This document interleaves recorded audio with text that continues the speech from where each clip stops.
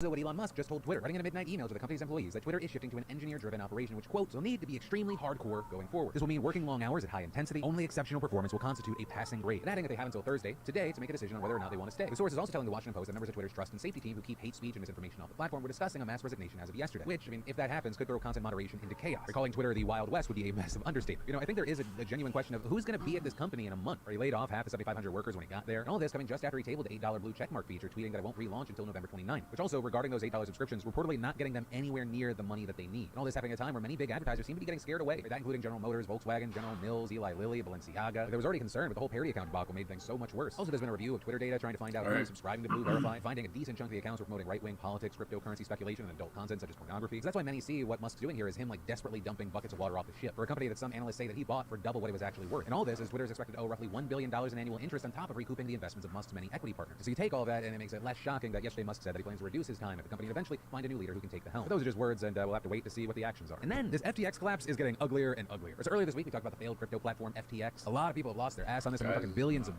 dollars at play. And so now among the things that we're seeing, you have investors suing the platform for $11 billion in damages. They're also more specifically suing its founder Sam Bankman-Fried, and there's also a list of names. So the lawsuit also coming to the throats of all the celebrities that endorsed FTX, including Tom Brady, Steph Curry, Naomi Osaka, Larry David, and the list goes on. And the suit claiming that they engaged in a conspiracy to defraud investors and violated Florida state laws requiring securities to be registered and prohibiting unfair business practices. And adding that the fraudulent scheme was designed to take advantage of unsophisticated investors from across the country who utilize mobile apps to make their investments. And very pointedly saying that FTX's entire existence is a Ponzi scheme. Also singling out FTX is not an expert campaign where we saw people like Curry saying this and that. Quote, I'm not an expert and I don't need to be. With FTX, I have everything I need to buy, sell, and trade crypto safely. Also, another major point of the story being that Alameda Research, a sister company and trading fund started by FTX founder Sam Bankman-Fried and run by Caroline Ellison, was secretly borrowing customer funds from FTX and gambling them away through risky investments. Now here, Bankman-Fried denied knowing any of that was happening, instead saying he was essentially distracted before realizing it was too late. But for many, regardless of if that's true or not, it hardly makes this any less damning. Also, when I said the situation's getting worse and worse, it gets worse from here. Because in an interview published yesterday, Bankman-Fried told a Vox reporter via Twitter DM things like, fuck regulators, they make everything worse. They don't protect customers at all. Which, hey, wouldn't be the weirdest thing a crypto world has ever said, except Bankman-Fried is one, reportedly under investigation by the SEC and DOJ alongside FTX, you know, regulators. And two, before FTX collapsed, this motherfucker was very actively engaged in lobbying for a regulatory framework for cryptocurrency. But in this new DM exchange, he fully admits those efforts were just PR. Though he does later say that consumer protection is a good thing, just doesn't think regulators are liberal. Also, the more I look at the story, the more I think there cannot be a lawyer who is advising this person right now. Because it does feel like if there was a competent lawyer anywhere in his vicinity, they would tell him to shut the fuck up. Because in that same exchange, he admits to a lot of things, like his talk around ethics in the past was just, quote, dumb shit I said, that, quote, it's not true, not really, and agreeing that it was mostly a front. With him adding that the talk around ethics is this, quote, dumb game we woke Westerners play where we say all the right shibboleths and so everyone likes us. With his final big takeaway being, I fucked up big multiple times. And saying that his biggest fuck up was filing for bankruptcy. Though, also noting that he has 2 weeks to raise $8 billion for FTX account holders. Though there, the Vox reporter saying, and I agree, I have no idea how anyone can possibly pull that off from this starting point. But also, switching gears back to the celebrity aspect of this, I do wonder if all this is going to affect celebrity endorsements. Because it is not out of the question at this point that at least some of these celebrities are going to be held partially liable. We're already seeing things like last month, Kim Kardashian agreeing to pay $1.26 million after the SEC charged her for failing to disclose that she had been paid to promote Ethereum Max tokens. So they're also having to agree to not promote any other crypto securities for the next 3 years. And I also mention that because that's something that one of the investors directly cited in his filing for the FTX suit. And that's a key thing because, I mean, how many times over the last 2 years we talked about celebrities and influencers promoting shitcoins, right? Logan and Jake Paul, FaZe Clan, Tana Mojo, fucking Dobrix.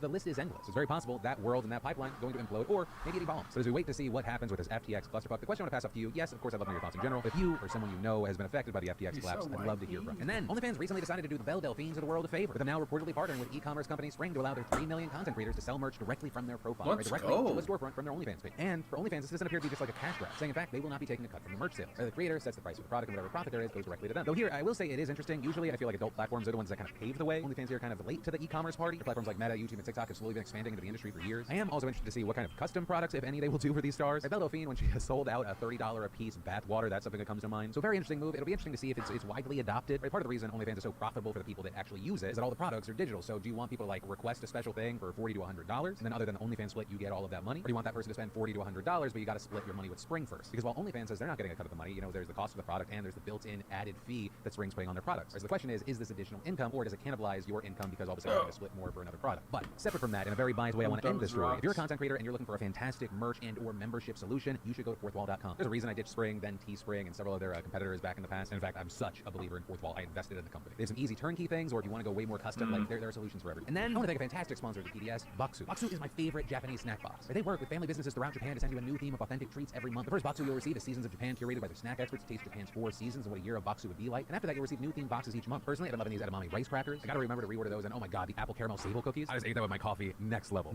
Absolutely need more. And something that's really cool is that each Boxu teaches you a few Japanese phrases and comes with a culture guide that takes you through the theme, the origins of the snacks, and details on the flavors. And hey, if not for yourself though, you should definitely get one for yourself. Boxu also has the makings for a fantastic gift. You get to give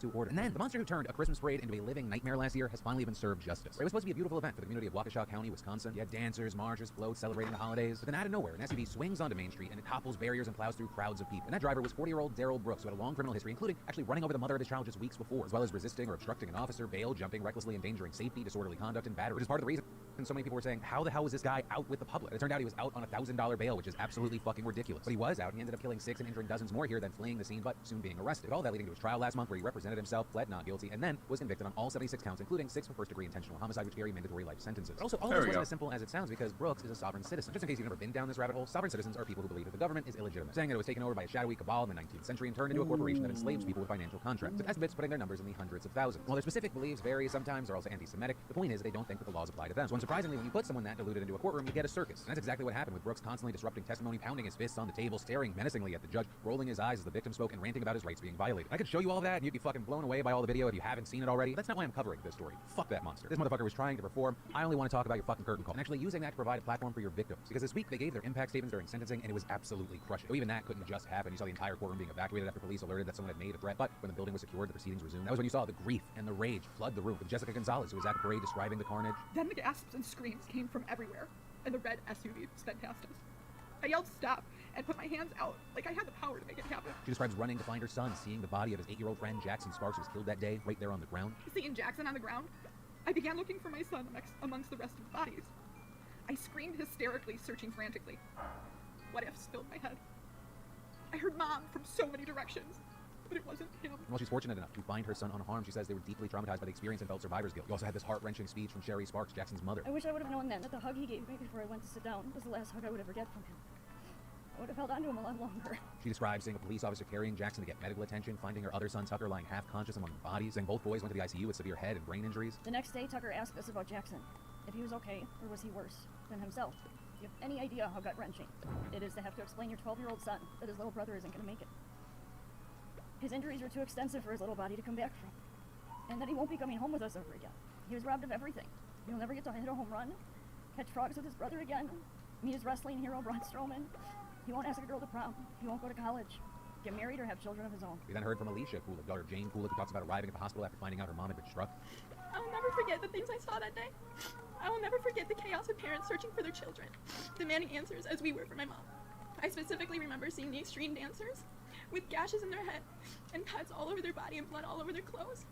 In one direction, I saw one girl, probably no older than 10, seizing in her wheelchair, and the mother just screaming, not knowing what to do for her precious child. Describing how she waited there with her dad and her sister until a doctor finally sat them down and informed them that her mom had died, saying she still hasn't been able to process what happened and that every holiday since hasn't been the same without her. Oftentimes, when I hear sirens, I'm scared. I'm scared that another family has to go through what I went through. And adding the painful fact that even though she's glad the jury convicted Brooks, they can never bring her mom back. She will not ever make me another dinner. She will not ever attend my wedding. And I'll never get to hear her voice or hug her again. So really, it changes nothing for me. And her sister Taylor Kulik also adding her pain to the courtroom. Mom and I were super tight. I could talk to her about anything in the world. I'm missing those text messages. I miss hearing her voice on the phone and receiving her adorable voicemails. Others directing their anger at Brooks himself, like the son of Lee Owen, who was killed in the parade. You have the audacity to tell this court that your conscience is clear. I'm sorry, Mr. Brooks. There's not a human with a soul on this planet who could snuff that light out, who could steal Lee Owen from this world and have a clear conscience. Meanwhile, you have fuckface Brooks doing his whole charade, interrupting the judge and others, leading to this moment from someone in the courtroom. Piece of shit. Listen up to what you have to say. God damn. But despite that, he just keeps arguing with the judge, who eventually has enough and just kicks him out of the courtroom. And hey, to quote that guy, hopefully this is going to be the last time we ever see this worthless piece of shit. Though his family gave their own statement saying that he's mentally ill and pleading for the victim's forgiveness. But ultimately, the judge handed down 762 years behind bars and 6 life sentences, saying that he shows no remorse, no empathy, and that nobody's safe from him. Some people, unfortunately, choose a path of evil.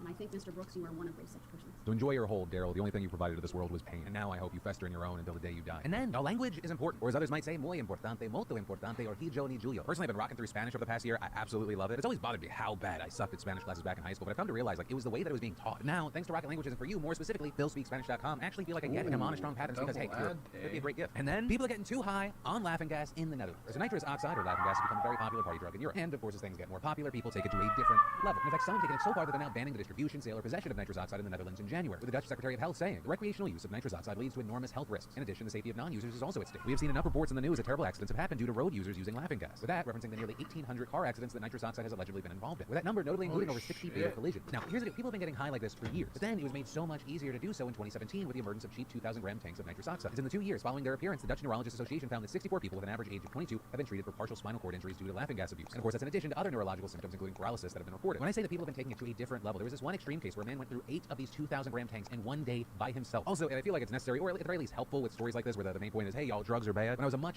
younger man, I fucked with some nitrous oxide, primarily whippets. It genuinely may be the dumbest fucking thing you will ever do in your life. I don't regret much in my life. I regret that. Like, just in general, but also return on investment-wise. You're doing so much fucking damage to yourself for the quickest high in the world. So leave nitrous oxide for the legitimate uses. They're being used by hospitals and dentists as an anesthetic and a sedative and in catering for whipped cream, which also I think that is going to make it hard for the Dutch government. They're still going to need to facilitate sales of laughing gas for its correct purposes while blocking it for personal use. And that, I think realistically, is not going to be an easy thing to do. And then, so it's official. Republicans have taken control of the House. Within a week after Election Day, and the party just barely secured the chamber. But, as the New York Times put it, Republicans managed to make their victory in the House seem like a loss by underperforming so badly. This is not at all the margin they expected or hoped for. This is happening while there's also a handful of races that have still yet to be called. Now, if you're like me, you also probably thought, well, the Republicans still won at the end of the day. But then I also have to remind myself the fact that there was such a narrow majority is very significant and not just like symbolic. Or when it comes to politics, there's a lot of talk about like symbolic victories. At the end of the day, actual victories matter more. But here, as many experts have noted, with such a small majority, it's going to be very hard for the Republican leadership to do things. Because they're basically going to need the entire party to join together on key votes. Something, given the fact that divisions appear to be growing stronger and stronger within the GOP, may be hard to do, with many blaming Trump for fucking the whole thing up, others still kissing his ass. So as a result, there are a lot of questions about which way the party's going to be pulled. Specifically, will the leadership be forced to cave to the more far right wing of the party to secure enough support for their agenda? But also there, it's important to remember, Republicans just have power over one chamber. With Axios explaining, with Democratic control of the U.S. Senate and President Biden's veto power, Republicans will face significant challenges getting any of their legislative priorities passed into law. I also think that's a short-sighted way to look at this, because I really do not want to understate the fact that this is a win for Republicans. They will get considerably more power than they had before. Right? Republicans will now take control of the congressional committees, which gives them the upper hand in crafting legislation and launching probes. The top GOP members already saying they plan to investigate Biden's son, Hunter, and others, raising the possibility of even impeaching Biden, though some have said it's a more extremist position that likely won't have enough backing. I am personally not sure I agree with that, because the ability for them to control the narrative and dominate the news cycle on these issues is very important here. There is still very likely going to be a clown show afoot. And also beyond that, they're going to be given crucial leverage in deciding the federal budget, spending, the debt limit, and other bills needed to keep the government running. So we're looking at even more of a possibility of a government shutting down over these kinds of disputes. But arguably, the most significant power that the Republicans are going to have here is the ability to block the Democrats' legislative agenda. Right? I don't even know why there's a conversation about Republicans trying to pass anything. Primary ability and goal here would be to kill the Democrats' agenda. The Senate can pass whatever the fuck they want, but if it can't make its way through the House, it's all for nothing. So that's one of the reasons it's going to be very interesting to see if the Republicans do vote as a singular block in the House. Because it's very possible that a small caucus in the House could have a lot of control, right? If there are more moderates that maybe could side with some Democratic thing. Though there is also the mindset of it regarding legislation. This isn't going to be a huge difference. There are people pointing to the fact over the last 2 years, that the House pumped out a bunch of legislation, but so much of it didn't matter because in the Senate, the filibuster requires 60 votes on most legislative issues. A lot of what we're talking about here is speculation about what we're going to see in the near future. So to speak on things that are a little more firm or at least closer, current House Minority Leader Kevin McCarthy has been nominated to serve as Speaker of the House in an internal vote among Republicans this week. He still will need to officially win the title in January. Very notably, there he technically doesn't have the 218 votes that he needs right now because while he beat out far-right Representative Andy Biggs by a big margin, 188 to 31, McCarthy is going to need 30 more people to get on board. A process that could require some major compromises with or concession to the right-wing faction of the party. So there, even Marjorie Taylor Greene is on McCarthy's side here. So I think people are going to get in line. Could be wrong. We'll see. Also on the subject of changing leadership on the other side of the aisle, we should talk about Nancy Pelosi. She's the current Speaker, but she just made the massive announcement that she's going to be stepping down from leadership when Republicans take control in January. Now, with this, Pelosi did clarify that she does not plan to leave Congress, but this is still huge. Right? Love her or hate her, Pelosi was the first woman to be Speaker of the House. She's been the face of the House Democrats for the last 2 decades. With Pelosi's leadership run coming to an end, it's now broadly believed that a new wave of younger Democrats will be ushered into power here, which is also something that many in the party have been pushing for recently. The current leadership is made up of 3 representatives who are all in their 80s, and with Pelosi's exit, the other 2 are also set to turn over their memberships to younger members. Shortly after Pelosi's announcement, both House Majority Leaders Steny Hoyer and House Whip Jim Clyburn announced they'd be stepping down as the 2nd and 3rd ranking commands. As far as who will step up to lead, it's unclear right now, but it is being widely reported that Democratic Caucus Chair Hakeem Jeffries is slated for the #1 spot, and Assistant Speaker Catherine Clark and Vice Caucus Chair Pete Aguilar largely viewed as the top contenders for the #2 and 3 spots. But for now, we're going to have to wait to see what this shakeup looks like. And then, it's been a long and heartbreaking road for Gabby Petito's family. But today, they did inch closer to the finish line when they settled a wrongful death lawsuit against Brian Laundrie's estate. We covered this story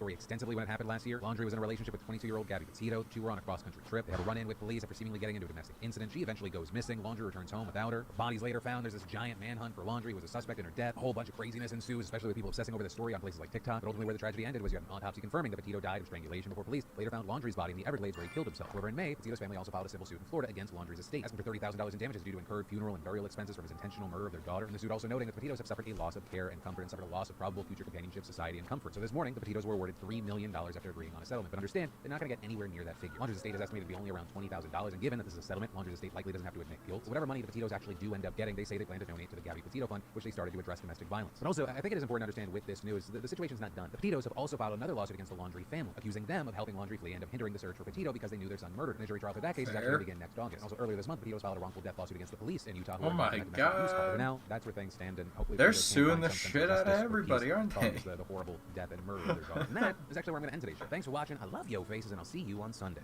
Oh, that was fucking abrupt. Philly D is not messing around today, guys. He's like, yep, later. That was it. That's all she wrote. Anything good pop up here?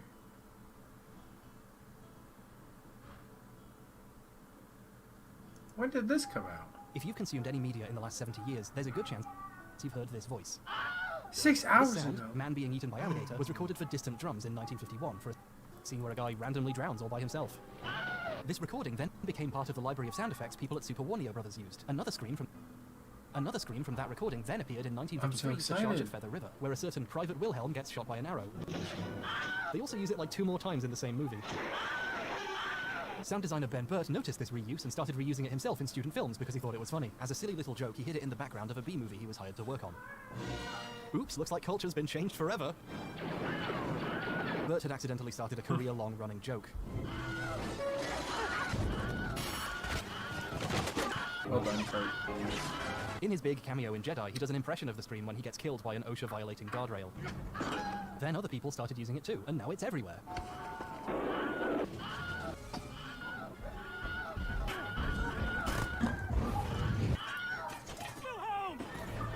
Getting in on someone else's in-joke kind of risks ruining it, but I wouldn't know anything about that. And there's a bunch of other iconic screams like this.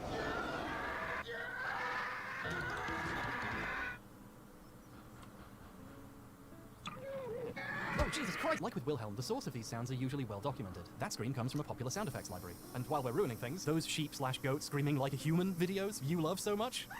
Yeah, they're all fake. That's just a sound that comes free with Apple software. You're welcome. But for over a decade, one sound's original source was unknown. This one. This is all over internet video nowadays, but where's it from?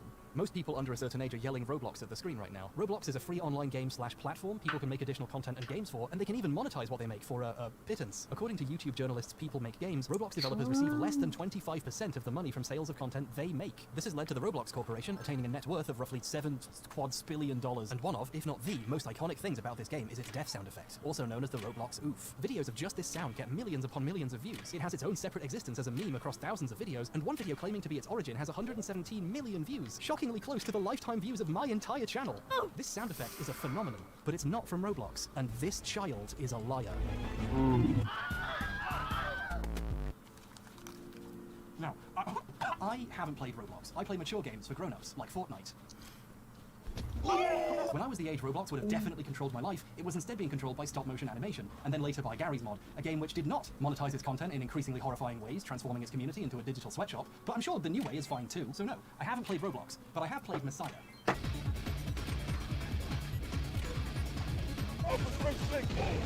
Messiah was released in the year 2000 and developed by Shiny Entertainment. They made Path of Neo, so they're insane and I love them. You play as a cute little cherub named Bob, who gets blasted down to Earth to help out. This is the best opening cutscene ever. Bob has no combat abilities whatsoever. Instead, though, he can possess other people. I'm a cop. You know, in real life, a huge portion of the angels who come to Earth end up in the bodies of police officers. It's true. Google 40% cops. Bob can possess basically any living thing, including rats when the developers feel like making you save scum. The player is constantly switching bodies, using their different abilities, credentials, and weapons. The pacing is breakneck, because doing so doesn't slow you down. I played Messiah in the mid-2000s when I found it in a Christian charity shop. I assume they didn't see the words sex, religion, possession, death on the cover, and then I threw it away. I bought this copy on eBay to use as a prop. I have to get this out for the rest of the video now. Then a decade passes, and in a random YouTube video, I hear a familiar sound.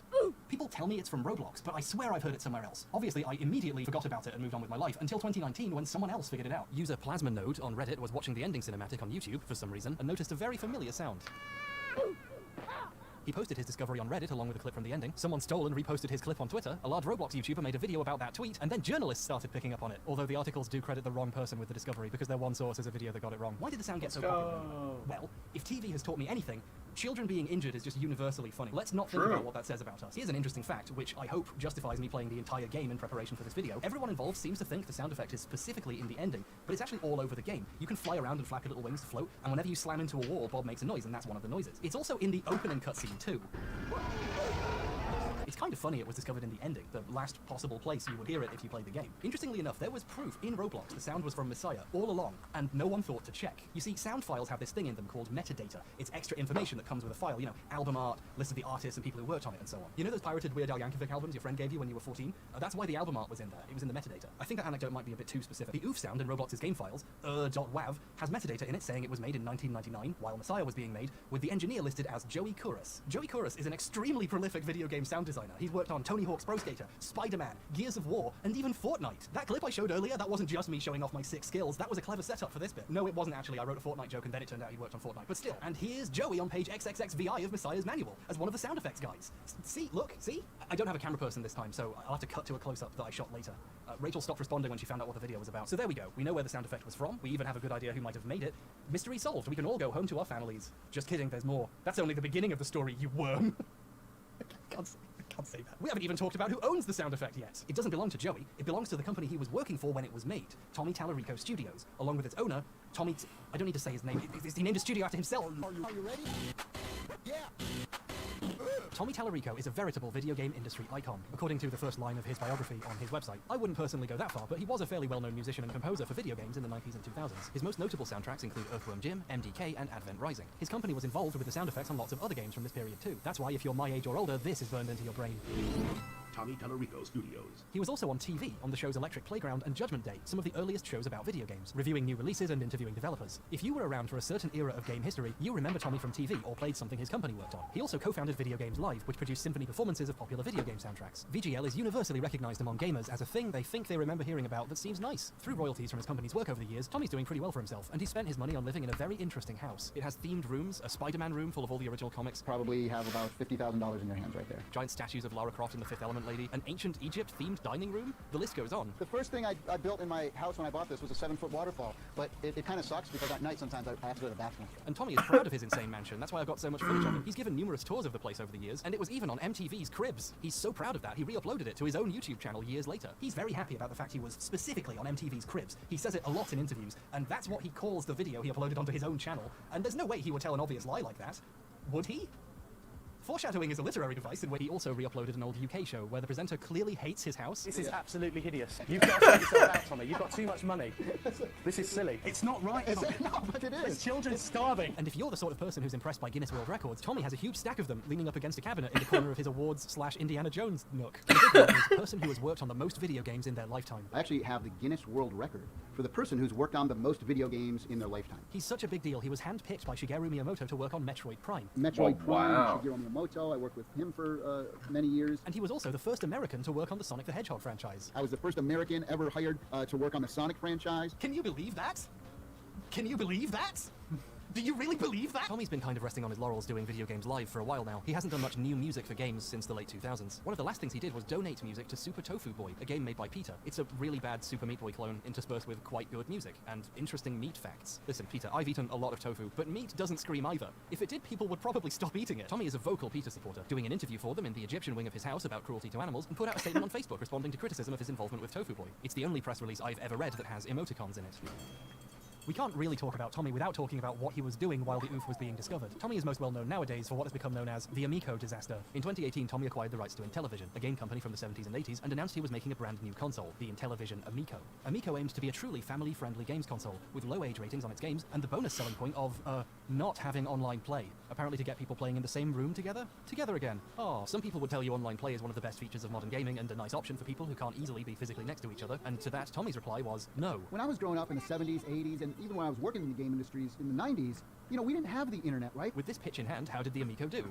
It didn't. It was delayed, supposedly due to the global pandemic, but then it was delayed many more times, and still is about 2 years after the intended launch. It seemed less like unfortunate supply chain issues and more like management underestimated how hard it is to make a new game console from scratch. As CEO, Tommy made the decision to open 2 company offices in Irvine, California and Salt Lake City, Utah, 2 really expensive places to open offices in the middle of the pandemic. In his video tours, the large, expensive spaces are mostly empty and unused, with the money guy in the back looking like he's working overtime trying to keep this operation afloat without a finished product. This is where the magic is. Tommy wants money. This is in this box is where it all happens. As the money started to run out, they turned to crowdfunding investment website Fig. Tommy produced a video in his Spider-Man room, with other company leadership in his Egypt room and Tomb Raider-themed movie theater room, claiming the console just needs a bit more money to get going and releases just around the corner. The rocket ship has been built, we are on the launch pad, and we just need the fuel to take off. So strap yourself in, because it's going to be one hell of a ride. They raised $7 million more and the Amico still didn't come out. So they tried again, turning to second crowdfunding investment website, Republic. They even used the same pitch video. Come on guys, the rocket ship just needs a couple more $1 million. Strap yourself in. They raised over $11.5 million more so they could continue to not release a console. They tried a third time on a weird shady investor website that pretends to be a live stream but is clearly pre-recorded. The rocket ship is built, folks. We are on the launch pad. We just need a little more fuel. And then they turned to yet another crowdfunding website for more and cancelled it partway through when it became clear there's no one left to invest. When internal documents leaked, leaked revealing the console's internal hardware was cheap, old, and rubbish, Tommy threatened people who reported on it with legal action, and when another journalist asked what the reporters had done wrong reporting publicly available information, he deleted all the tweets. The Amico's difficult non-launch, lethal tossing of investor money into two large holes. There's not too many people here in the office yet. And its CEO's increasingly aggressive behavior towards people trying to report what was happening netted the company and Tommy some criticisms. Tommy did the responsible thing and started messaging people to call them names. He defended the Amico on internet forums, calling detractors morons, idiots, mentally unstable, narcissists, and cowards, comparing criticism of his business decisions to racism, eventually settling on calling his detractors gaming racists, the funniest term I've ever heard. But these elitists, they're racists. They're literally gaming racists. He did this while following a bunch of actual racists, white supremacists, and far-right personalities on Twitter. This caused people to check for his other hot takes and discover his opinion on people who kneel for the national anthem. Apparently racism is bad, but protesting it is for douchebags. Somebody just said I sound like a social justice warrior. You couldn't be farther from the truth, and I'm the most unpolitically correct person on the planet. Don't call me an SJW. You have no idea how racist I... People are saying I got triggered. No, I'm just having fun and being passionate. The folks in there that are peeing their pants right now. Things just got worse from there. It hit the point where Tommy, the CEO of a family-friendly games console company in desperate need of investment, would only give interviews with an ever-dwindling group of die-hard fans who completely agreed with this behavior. The kind of normal person who wear a serial killer mask while they interview you. My wife told me to cancel my Amico, and I still did not. This is one of the last people Tommy was willing to speak to. And then if you want to hear me pwn some noobs and punch back at some haters, follow me on Twitter, Tommy Tallarico. And, I don't mind punching back to some of these losers. He has since stepped down as CEO, with his replacement announcing the company is entering a quiet period, which is a hell of a subtweet if I've ever seen one. The Amico still isn't out, and a lot of people want their money back. In the middle of all this, right before the first big delay, before things got super bad, back when Tommy had a reputation to burn, the OOF discovery was made. Due to his contract with Shiny Entertainment, Tommy Tallarico Studios owns all the sound effects he and his employees made for the game. Shiny could use them in Messiah, but they belong to Tommy, and he can use them again or sell them if he wishes. And when Tommy found out the sound effect he owned was being used in Roblox, oh boy, did the butter begin to churn. Tommy stepped up to the plate and did a stream on YouTube called Talking About the Roblox OOF Sound and Controversy. It's hard going back to this stream because he spends a good chunk of it pitching a soon-to-be-released game console that still doesn't exist. We're actually coming out with a brand new video game machine. It's called the Intellivision Amico. We actually don't allow online play. It's weirdly anxiety-inducing watching a man in January 2020, right before a global pandemic, pitching a console whose central feature is trapping people in a room together. Everybody can kind of come together and play in the same room together. But when he wasn't pitching his scam-adjacent business venture, Tommy was demanding Roblox give him $100 million. Tommy wants money. Okay, for legal reasons, I'd like to specify that was a joke. He didn't ask for that much. Probably. He didn't say how much he wanted. Almost like he was embarrassed to. Tommy made it clear he didn't want Roblox to remove the sound. He wanted them to keep using it, but to pay him for it. And if they didn't, things were going to court. They may think that, I'm trying to get the sound taken out of the game. I'm not. They may think that I'm currently suing Roblox. I'm not currently, but it's also not fair to me that I don't get compensated for this. This situation is, legally speaking, very funny. Allow me to pretend I understand it for a few minutes. A key point here is, at least as far as I can tell, so probably wrong, Tommy isn't owed any compensation. According to Roblox, the OOF came on a CD of sound effects the original creators purchased when they were making the game in the mid-2000s. If this is true, they used the sound with the reasonable belief they had the right to do so at the time. Whoever took the sound out of Messiah and sold it on a CD could be in trouble, but the two guys who started Roblox in 2006 didn't do anything wrong, apart from create Roblox. Okay, I've spoken to a couple of lawyers after filming this bit, should have done beforehand really, and they clarified something I think I should add here about them not doing anything wrong. They did still technically do copyright infringement. If you use a sound effect you bought from someone and it turns out they stole it and lied to you, you're still guilty of copyright infringement. However, if this actually went to court, there is something called the innocent infringer defense. If an infringer can demonstrate they had no reason to believe they had committed copyright infringement, and it looks like Roblox might be able to do that, the court can reduce the statutory damages to as low as $200 per infringement. There are other types of damages, like actual damages, the losses suffered by the owner as a result of the infringement, but that's something that could only be answered in a courtroom. As you're about to see, however, Roblox directly told Tommy they don't think they owe him anything. So it sounds like they think they have a good defense if things go to court. In these tweets a few days before the stream, Tommy seems a bit annoyed that no one owes him money, although in his version, Roblox feel like they don't owe him anything, which is a strange way of describing a large corporation. I think what Tommy means is Roblox's lawyers know what the law is, but he still would like to have some money. All Roblox are required to do in this situation is remove the sound, and Tommy could send a cease and desist and trigger that happening whenever he wanted. I could have sent a letter, very easy. Cease and desist, stop using the sound, it's mine, don't have permission to use it, take it out of your game. But Tommy isn't doing that because he doesn't want it taken out. Tommy wants money. If he can get them to keep it in and pay him a license fee to use it or just buy the sound off him outright, he could make a lot of money. Yeah, I'd rather them just pay me and them own the sound forever so that it stays in the game. Tommy cannot stress enough how much he doesn't want Roblox to remove the sound because that's how he makes money from this. I never asked Roblox to remove the sound. I don't want it to be removed. I haven't told them to take the sound out of the game. I want to keep the sound in the game, And Roblox probably wants to keep the immensely popular sound in their game. However, they are a business. Their ultimate goal goal is to keep as much of their money as possible. A majority of Roblox's income comes from underpaying the people who actually make the game's content. How much do you think they're willing to pay for 0.3 seconds of a child saying ow, especially when they could replace it for free? Roblox could remove the sound tomorrow if they wanted to. So when Tommy approached them asking for money, Roblox offered him less. We approached Roblox, we said, hey, there's a situation, and we're gonna ask for this much. Roblox said, we think you should get this much. so, you know, this much is what we think. Just to put it in plain English, the purpose of this stream is for Tommy to complain that Roblox will not offer him enough money to buy a sound effect they don't need. I think they're nuts and disrespectful to me. This is an all-time classic Tallarico moment right here. Complaining about respect while calling someone nuts and asking them for more money. It's just incredible. I'm hoping that we can come together, I don't know, maybe somewhere in the middle, to make everyone happy. One question really starts to stand out in this 90-minute stream. How much money does he want? He's very careful to never say how much he thinks the sound effect is worth, how much he asked for, or how much they offered him. And I can't say, people are going to say, well, how much did you ask for? Look, you have to understand that it is not professional of me to go around stating how much money I'm asking and how much they are offering. Just to be clear, unless there's some kind of non-disclosure agreement, which he probably would have said if there was, there isn't anything actually stopping Tommy from saying how much he wants for the sound effect. The Amico saga has proven irrefutably that Tommy does not care in the slightest about appearing professional. That excuse doesn't work. He's choosing not to say it, and getting increasingly defensive as viewers keep asking, and he runs out of explanations. To be honest, none of your damn business. No.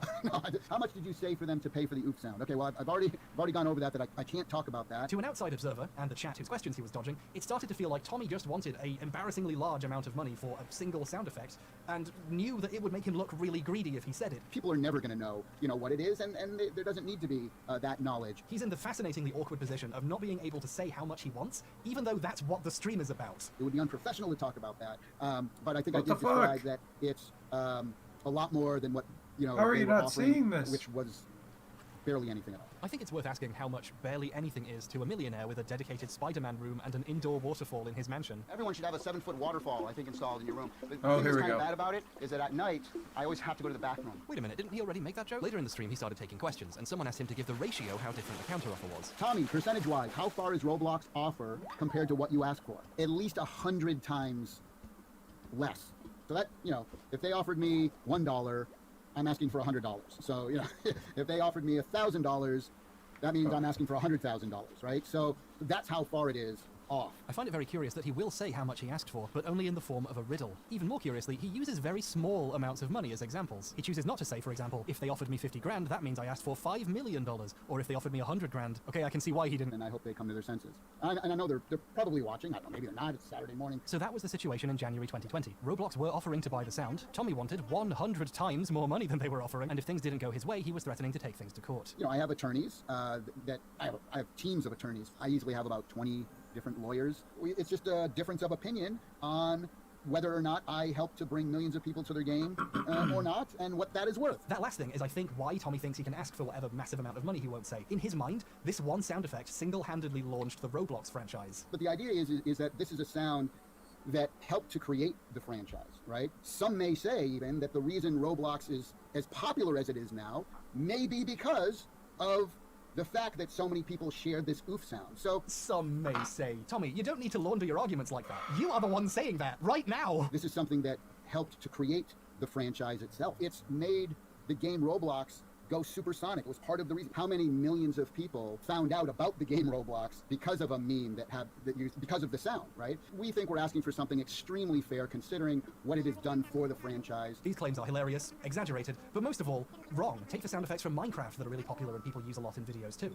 They have a huge presence online as well, but they didn't make Minecraft popular. They're popular because they're in a game millions of children have played. The Roblox oof took off in mid-2017, when Roblox was already a pretty mainstream thing. The cause and effect is completely backwards here. While it might not be entirely impossible for a single sound effect to make a game very popular, I would like to remind everyone that this sound effect was already in a game, and that game was such a massive critical and commercial failure that no one noticed the sound effect had been stolen for 20 fucking years. Come on, bud. Roblox didn't become a multi-billion-dollar company because of a sound effect. They got there by being evil. Speaking of evil, Roblox eventually worked with Tommy to turn all of this into a whole new way of monetizing their empire of nightmares. Instead of paying Tommy for the sound, they're making the players pay for it. In November 2020, Roblox announced the oof sound was going to be removed, but they were updating their developer marketplace so players could purchase sounds to use in their games. And once this update was complete, the oof sound could be purchased monetized and used through there. I assume Tommy would get a cut from this. Simultaneously, Tommy announced he had produced a sound effects pack for creators to use in their Roblox games, including the oof. I have done a brand new sound design library just for Roblox. Creators could buy a range of sound effects packs costing from $10 to $250 and use these in the games they make. Roblox and Tommy agreed to keep the sound in the game as is for a while, so the sound marketplace had time to get up and running and no one had to go oofless in the meantime. But this functionality still hasn't been added a year and a half later. Eventually, in July this year, Roblox, citing a licensing issue, removed the sound and replaced it with this one. Which is rubbish, frankly, but it might be bad on purpose to incentivize paying to replace it once they get the marketplace up. So, clever move, I guess. You bags of scum. Tommy also got to make some official oof merch, so that was nice for him, I suppose. I've created an oof t-shirt. It doesn't look like he got the massive payday he wanted, especially since the audio marketplace hasn't manifested yet, but at least he got something out of it. So, there we go. Wasn't that an interesting story? That's the end of the video essay. Don't look at the runtime. Don't worry about it. Don't worry about it. If you came here to find the origins of a sound effect, you can go. Subscribe on the way out if you'd like, but take care. Go play Roblox or something. And Tommy, I know you're watching. I've seen you arguing with people in the comments of videos with 100 views. You can go as well. Go do whatever it is you do in your fun house. I'm just chilling out. See ya. Okay, I think they're gone. This video is being filmed in an undisclosed location to avoid being traced. Also, Mum went on holiday and she locked the garage so I can't get to my set. And no, I have no idea why the back wall of this room is also green. The last guy who lived here had terrible taste. Anyway, I think he's gone. Okay, we need to talk about Tommy. This is where the video was supposed to finish. So I was writing up the script and doing a bit more research, and then I rewatched Tommy's E3 2021 pitch for the Amico, and I realized something. He takes credit for creating the oof in a very particular way. I'm even the guy who did the oof sound for Roblox. He made the sound for Roblox? I thought I misheard him, or maybe he misspoke, but no, that's how he says it. The thing that you might know... What's up, babe? I wish we had naan bread. Ooh. It's hot. I didn't know it was red.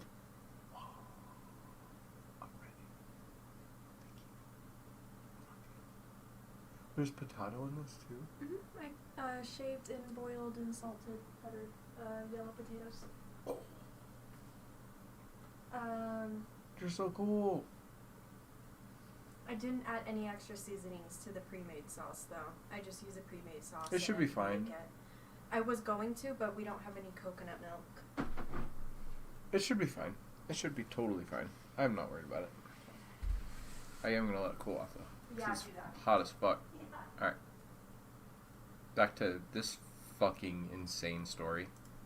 me the most from is the guy who created the beloved oof sound for Roblox. That's right. The sound wasn't made for Roblox, it was made for another game and reused by mistake. That's what this whole thing was about, Tommy. He said that one in the commercial for his sound design kits he's selling to put it back in the game. Why is he saying it like that? Well, obviously the idea he made it for Roblox, this massive important corporation, is slightly more prestigious than the truth, isn't it? So he's slightly altering the story to give himself a bit more credit. And that's fine, like whatever, who cares? But then I thought, you know, for a sound with another guy's name on it, he seems pretty happy to say he personally made it. For Roblox. From an outsider's perspective, it looks a bit like Tommy is taking credit for something someone who worked for him did decades later. And yeah, sure, my script was almost done, but I couldn't let that possibility sit unexplored. So I tried to figure out who actually made the sound. And what I discovered was interesting. And then a bunch more other shit happened and now the video is this long. I'm so sorry. You're not sorry.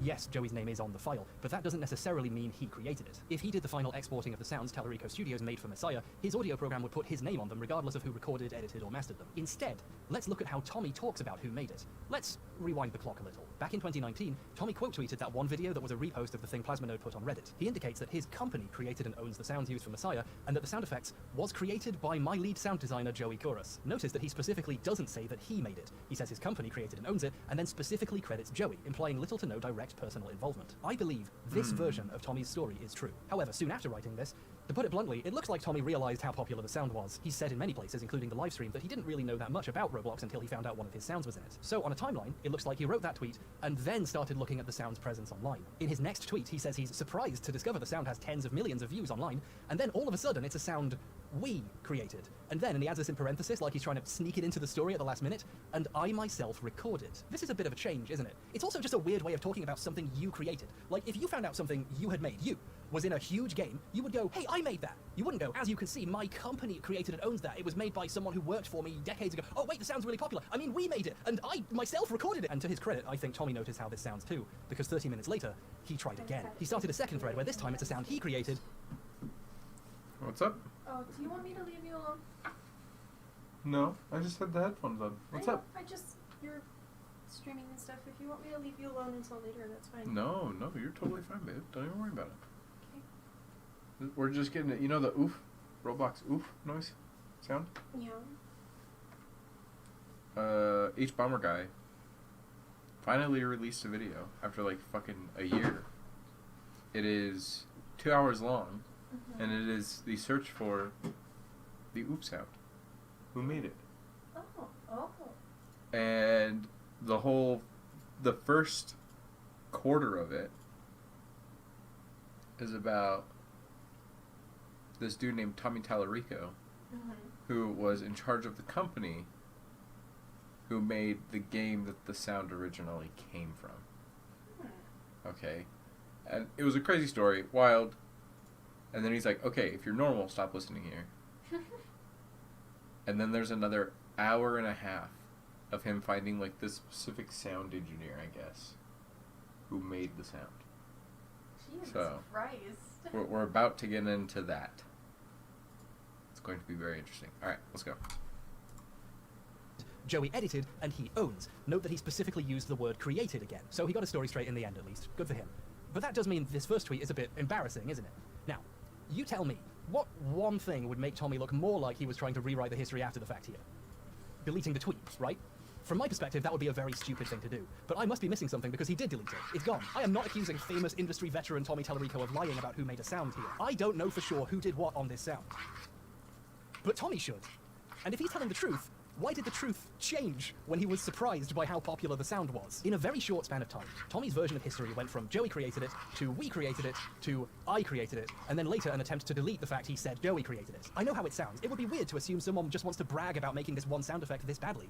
But he does brag about it. He put it in his Twitter handle, it's part of his pitch for the Amico. It seems very important to Tommy that he doesn't just own the sound, that he personally created it. To most people younger than me, that sound effect could be the most well-known thing on his resume, which is a bit depressing, really. And when he tries to describe the process of creating the sound, things get even weirder. In the OOF livestream, Tommy's happy to say he made the sound, but then he tries to go into detail about how it was made. I thought what first I would do is talk about how the oof sound was created. When he talks about the work that went into making the sound, he doesn't say he did anything. He says we. Then what we did is we went through, all the different lines. We did a whole bunch of other stuff to it as well. So after we pitch shifted it down, and then sometimes he accidentally says I and then corrects himself. I wanted to let folks know how I created the sound, how we created the sound, myself and my sound designer, Joey Curris. It just keeps going like this. We start to tweak the sound, each individual sound. So again, in OOF, we might have spent, a half hour trying to figure out exactly which way we should have pitched it down and what thing we would have taken and this and that.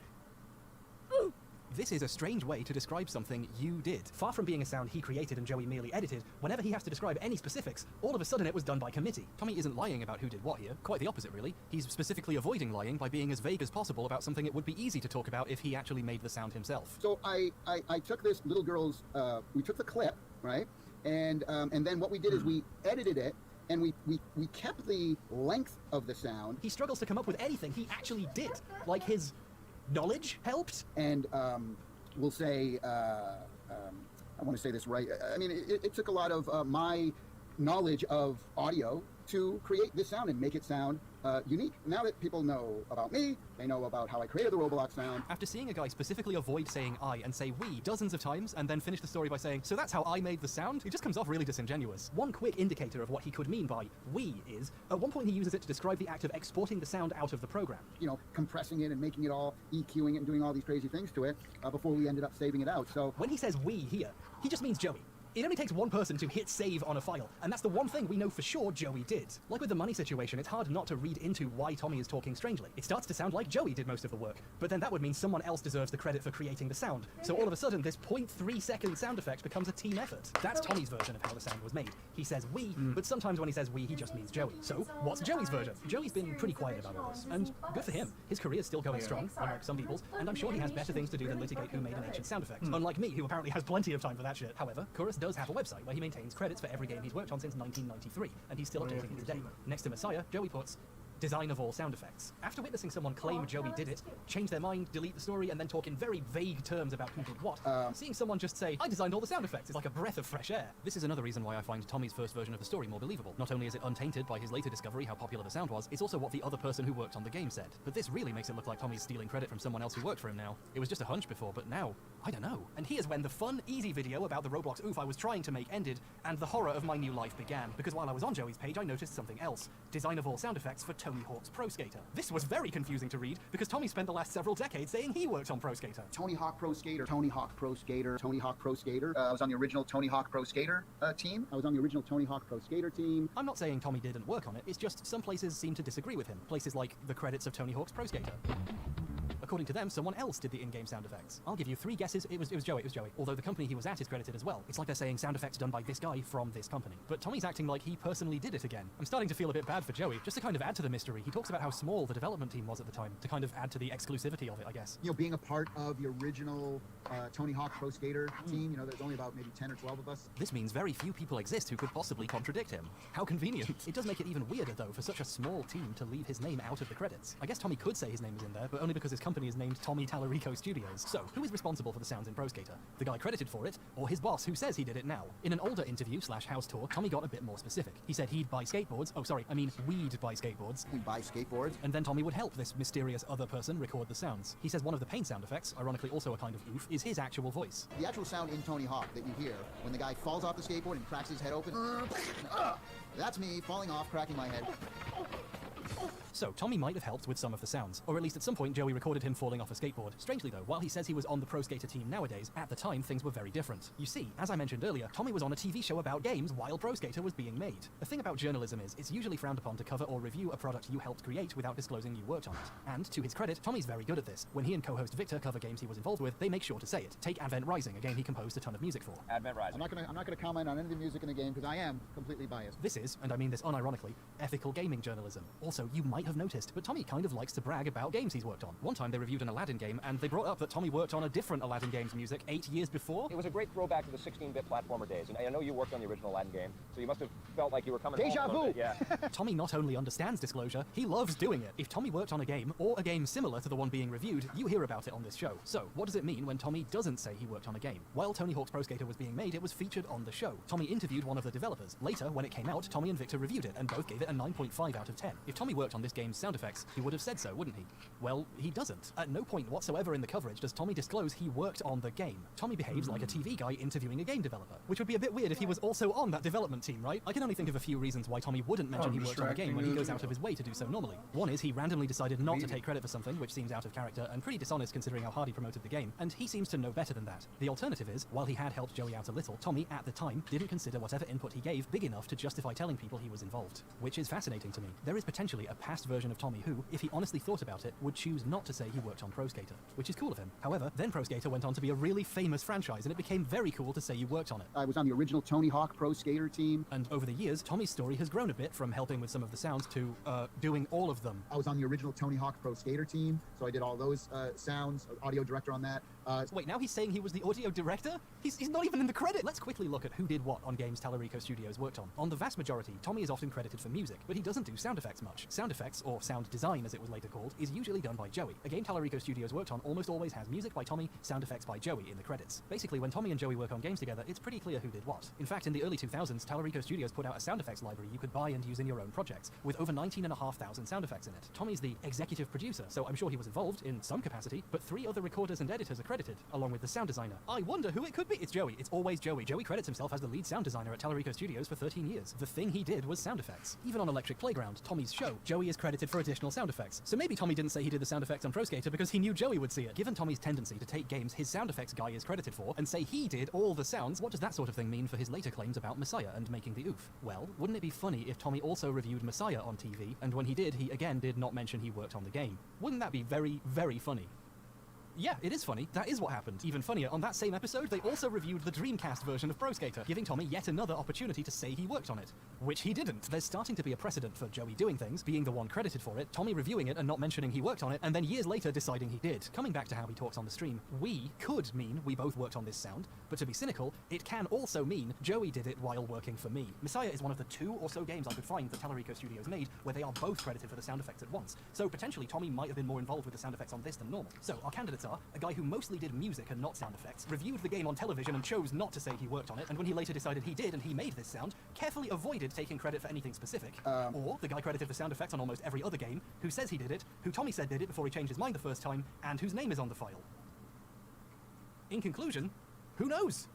Could have been either of them. Maybe it was both. Art is really a collaborative process. Okay, that was written as a joke about how heavily the deck is stacked here. But let's be serious, I haven't found any definitive proof here. I think it's interesting just how much Joey is credited for sound effects everywhere else, and I think it's weird that Tommy didn't really have any specifics to say about what he did on the sound, and I think if he did work on the game that closely, he should have said so when he reviewed the game on television, but none of that is specific proof of who recorded or mastered a specific sound effect. However, given all of this additional context and information, I can say at least for myself that I have some trouble believing Tommy when he says he made the sound. But when you decide something a well-known industry figure like him has said is suspect, you start to ask, well, what else has he said? This guy's been around for decades and he's said a lot of things. I started investigating some of his other claims. I did it mostly to prove to myself I was just being silly so I could believe him when he said that he made the sound. I wanted to be able to put this to bed and move on with my life. I just couldn't accept that the first American to ever work on Sonic would lie like that. You didn't like it. You didn't. Hey, wait a second.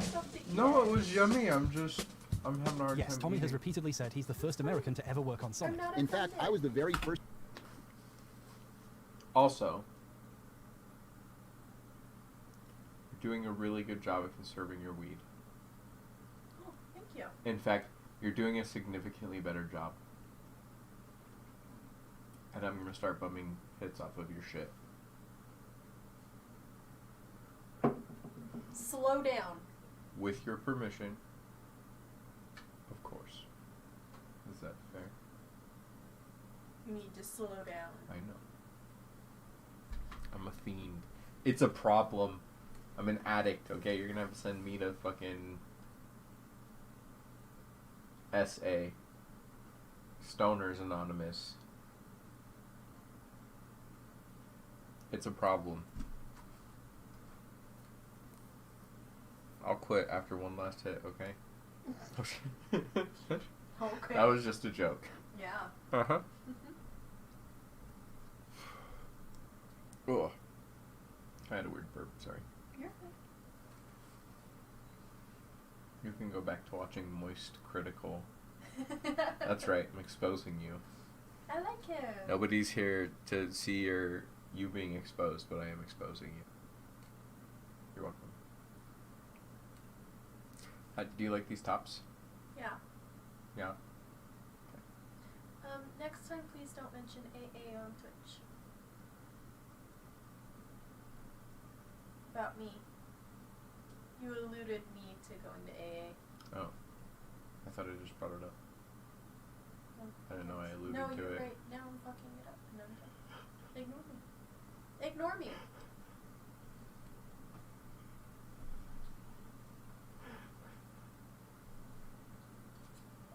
Hey, I love you to pieces.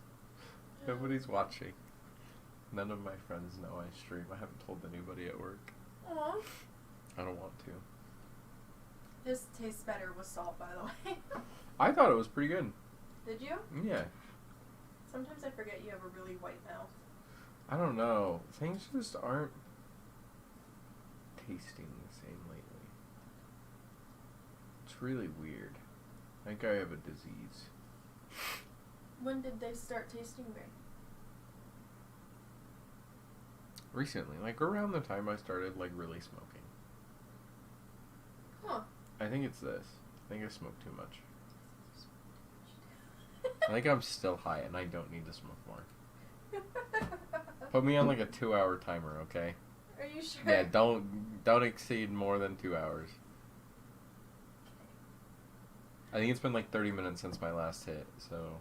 Okay, I'm starting your 2 hours now. No, do like an hour and a half, because my, like I said, the last hit was 2 hours ago. Or 30 minutes ago, sorry.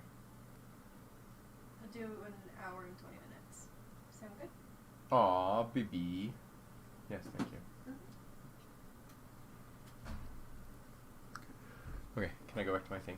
Yeah, you're the one that started talking with me. Love you. Love you. First American to ever be hired by the Sonic team. Back in the day. Are you serious? Very first American to be hired. One of the first Americans to ever be hired by Sega of Japan for the Sonic team. I was the first American to ever be hired to work on the Sonic the Hedgehog series. But if you don't take Tommy's word for it and do your own research, by which I mean basically Google Sonic for 2 seconds, you start to see red flags. Sonic was being developed in America as early as 1992, when Sonic 2 was being made in California. Americans are all over Sonic's game development since almost the beginning. Which game did Tommy work on anyway? Sonic, some of the, or one of the Sonic games, Black Knight, that might have been in the 2000s. So Tommy was about 20 years late to the party of Americans working on Sonic. Okay, let's be charitable. Maybe he means first American to do music for the series? But if he thinks that, Tommy's been crushing too many 40s. That was terrible. I promise to live and learn from the— Oh, fuck. But this first American stuff gets even deeper. There are layers to this shit. One particular American musician, Michael Jackson, was rumored for decades to have worked on Sonic 3. This was seemingly confirmed by Yuji Naka earlier this year, actually. This would make Jackson the first American to do a Sonic soundtrack. Maybe there are some Americans who worked on one earlier. I'm not sure. I'm not deep into Sonic lore. I'm no Heriton Splimby. Now, you could say, well, sure, maybe that means Tommy is wrong about being the first American. But there's no way he could have known that. We only found out for sure recently. And yeah, to be fair, that would be true. Were it not for the fact Tommy has also been bragging about knowing back in the 90s that Jackson worked on Sonic. So I was really close with the Sega folks back in the early 90s. I don't know if it was ever confirmed or not, but I can tell you that he did do the music for Sonic 3. This was at a con in 2014, before he started saying he was the first American. So either he knew he was lying when he started saying that, or he made this shit up too. Which one is the lie? At this point, why not both? I don't trust this story about knowing about Jackson either, frankly. I think he just made up a story to seem involved with another important piece of history.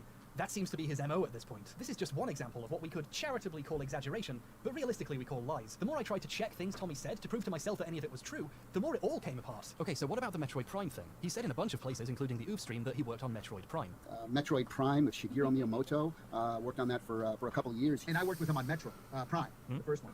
And we worked together for about, gosh, I want to say 4 or 5 years. Metroid Prime, I worked with that with Shigeru Miyamoto for 5 years. I worked with Shigeru Miyamoto, the creator of Mario and Zelda. Worked with him for 5 years on Metroid Prime. He doesn't just say he worked on it, actually. He says Shigeru Miyamoto was a personal huge fan of his work and always wanted to work on a game with him. We always talked about working together. Like, oh man, I really love all your Mario stuff. And he'd say, oh man, I love all your stuff that you do. Like, oh, we got to work together sometime, you know? I don't know if that part of the story is true, but Tallarico Studios was contracted to work on Prime. Not music, by the way. Prime already had a composer. They just did sound effects. That might turn out to be important later. But early in development, Retro cancelled all their other projects to focus on Prime and certainly didn't need outside help to get the audio done, and his contract wasn't renewed. Tommy will confirm this part of the story himself. My contract was coming to an end was around the same time that Retro's projects were all getting canceled except for Metroid, and they had an internal audio department. So he did work on it, briefly, but again with the exaggeration. For him to be dropped so easily implies Miyamoto wasn't as invested in working with Tommy as he says. Tommy doesn't just say he worked on Prime's sound effects for a bit and Miyamoto was a huge fan though. His story gets way more exotic. He tells people Miyamoto didn't give him any direction or visuals or animations to make sound effects to. He told him to just make what he thought was cool, and the development team designed the weapons and animations around his sounds. Give us a bunch of epic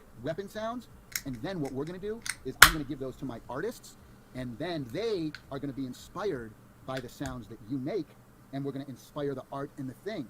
Wow, so cool. This is an unprecedented amount of control for an external audio contractor to have over a project. Plus, it just doesn't mix very well with the fact he left really early in development. Did Miyamoto change his mind? Why didn't he make Retro keep him on board if he had such an important job? It also doesn't mix with other stories from Retro Studios' actual audio department. He did an interview for Shinesparkers where he told this story about Miyamoto letting him design the weapon sounds first. However, Shinesparkers then went on to interview Clark Wen, Prime's audio lead, who came on board after the other games were cancelled and Tommy was gone. Wen is well respected in the game audio industry. He's worked on a bunch of stuff, including Tony Hawk games, interestingly enough. According to him, they did sound effects the normal way, basing their work off the art and animations. There's something amazing about reading an interview with Tommy where Miyamoto blessed the project with a radical new technique where the sound designer had massive creative control over the game, and then going to the interview with Wen where they say, we interviewed Tommy and he said you did this, and he goes, that sounds cool, but no! Wen says 1 or 2 weapon sound effects were done when he got there and he left them mostly untouched. So, a few of the sounds in the game are done by Tallarico Studios, and they might have been done the way Tommy said, but his overall involvement with the game was very small. How small? He left so early in development, they forgot he had worked on it by the time the game was done, and forgot to put his name in the credits. A bunch of other audio contractors made it in though. They must have kept contracting people after he left and not got him back. Weird, I wonder why. After seeing Tommy repeatedly take credit for the work of people under him,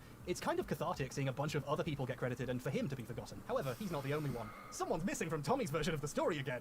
Can you guess? In a now deleted page on his website, accessible via the Internet Archive, Tommy wrote about leaving early in development, although he still claims he did a lot of the main sound design somehow. Funnily enough, he doesn't say I too much. He says we. I wonder who the other it's Joey! It's always Joey! He shared a recent email from Retro's new audio manager to prove he worked on it, and he compliments the work Tallarico Studios did, but he says it like this. yes! My hat is off to you, Tommy. And Joey. It's always Joey! What makes the story even funnier is how, you know, Tommy was on a TV show that reviewed games when Prime came out. Tommy didn't mention he worked on it, which makes sense. He was barely involved. But one fascinating thing that hasn't come up yet is Tommy just has terrible taste. JoJo's Bizarre Adventure? The characters are incredibly stupid. He complained about Prime's backtracking and scanning system, stuff people love about the game, and absolutely refused to let Victor get a word in edgewise. I had to scan every little There's thing. a great every story in there roll, as well. and that's a problem for me. But I enjoyed all of that. The worst problem about this game is that He gave it a 7.5, which according to Metacritic would be the absolute lowest score any remotely professional critic gave it at the time. Even less than the 8 the guy who wrote the text reviews for EP gave it. Tommy was not the biggest fan of this game, but now it's universally recognized as a masterpiece. He can't wait to tell you he was a huge part of it. It's kind of fascinating how these two supposed industry professionals each talk about their work. Joey doesn't mention Prime at all on his site. Presumably, he doesn't consider his work a large enough part of the finished game to go on a resume. Meanwhile, Tommy talks like he worked hand in hand with Shigeru Miyamoto for 5 years on Metroid Prime. Oh, come on, H1, be reasonable. He doesn't say it like that. No, he says it like that. I worked hand in hand with Shigeru Miyamoto for 5 years on Metroid Prime. But he said on his own website he left early. He left so early they forgot to put him in the credits. He knows he's not telling the truth when he says this. Okay, look, maybe I'm just a gaming racist, but is it okay at this point to call this an obvious lie? It must be very difficult to work hand in hand with someone on a game they famously did not work on very much. Retro Studios is based in Texas. Miyamoto was a distant producer who occasionally gave notes. Several former Retro employees have even suggested he gave Metroid to a new company in America that hadn't made any games yet because he didn't like Metroid that much. Some insinuating he didn't really get Metroid's type of gameplay. Miyamoto pawned off IPs like this repeatedly, actually. He visited Rare one day and made them turn a game they were making into a Star Fox game because he had no idea what else to do with Star Fox. And we all know how that turned out. It's actually pretty good. People are just mean. Prime is great, but it happened because Miyamoto outsourced an IP he didn't like to a bunch of Americans, so he didn't have to think about it. Which gives very different implications to Miyamoto asking Tommy to do the sound effects. So now almost every game he's bragged about working on has turned out to be a gross exaggeration. The only other games he talks about are Earthworm Jim and Aladdin. I guess there's one more. Guitar Hero. Guitar Hero franchise. Did some work on some of the first 3 Guitar Hero games. You know, like some of the games I've worked on. Disney's Aladdin, Earthworm Jim, Guitar Hero. Any of his songs on the soundtrack? No. Did he do sound effects? It doesn't look like it. Is he credited on any of the games? On one of them, yeah. According to a Joystick interview, rest in peace, comrade, he helped them get an Aerosmith song on too because his cousin is Steven Tyler of Aerosmith. He's in the credits of Guitar Hero 2 in the industry thanks section. His involvement seems, I don't know, kind of small. It's mostly people who championed the first Guitar Hero when it came out. You know, game journalists and celebrities. And Will Wheaton. Interestingly, alongside Brad Shoemaker, Ryan Davis, and of course Jeff Gershman, also in these credits is Patrick Klepek, who 15 years later would go on to make him delete a legal threat by asking him a basic question. This is the total extent I can find of Tommy's involvement with the Guitar Hero games. But I must be missing something. The way he brings it up, you'd think he was massively involved. I've worked on the Guitar Hero games, the first 3. The third one was Guitar Hero Aerosmith. Now you know why. I want to assume Tommy was joking there, but at this point I don't know. The more you look at Tommy's weird exaggerations, overstatements of credit, his use of we to mean Joey, the more you see it. It starts to take over your mind. You start to ask yourself if even the stuff he couldn't possibly be lying about is a lie. Like, okay, are those Guinness World Records real? I assumed even if everything else was fake, they would be real at least. There's no way anyone could get away with such an obvious lie. It would be too easy to check. But it turns out if something is easy to check, no one actually does.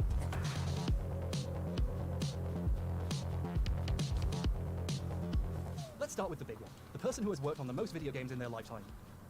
That's what he calls it, at least. I hold the Guinness World Record for the person who's worked on the most video games in their life. My mother's very proud. The person who's worked on the most video games in their lifetime. My mother's very proud. For the person who's worked on the most video games in a lifetime. So that was pretty cool. My mother's very proud. For the person who's worked on the most video games in their lifetime, which is kind of crazy, kind of a cool honor. My mother's very proud. The person who's worked on the most video games in their life. Yeah, my mother is very proud. There's several problems with this one. Let's start with how the number of games he's worked on keeps expanding, and not in the sexy way. By the time of his first Guinness World Record in 2008, he'd worked on the production of 272 games. Around this time, he stopped doing music for games and started focusing on video games live. Video games live takes up such a huge part of your time and your career. So have you ever considered going back to like full-time video game composing?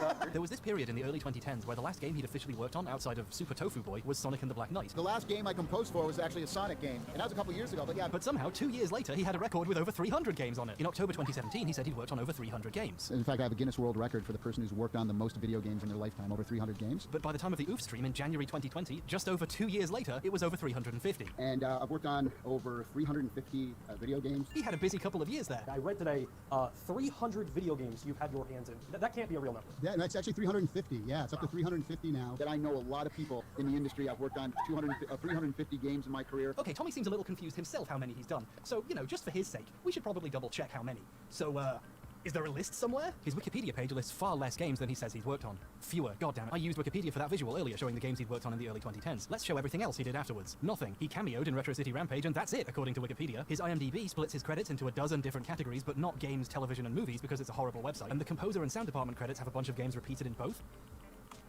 Wow, he's credited for some of them 3 times. Even Messiah's in there twice.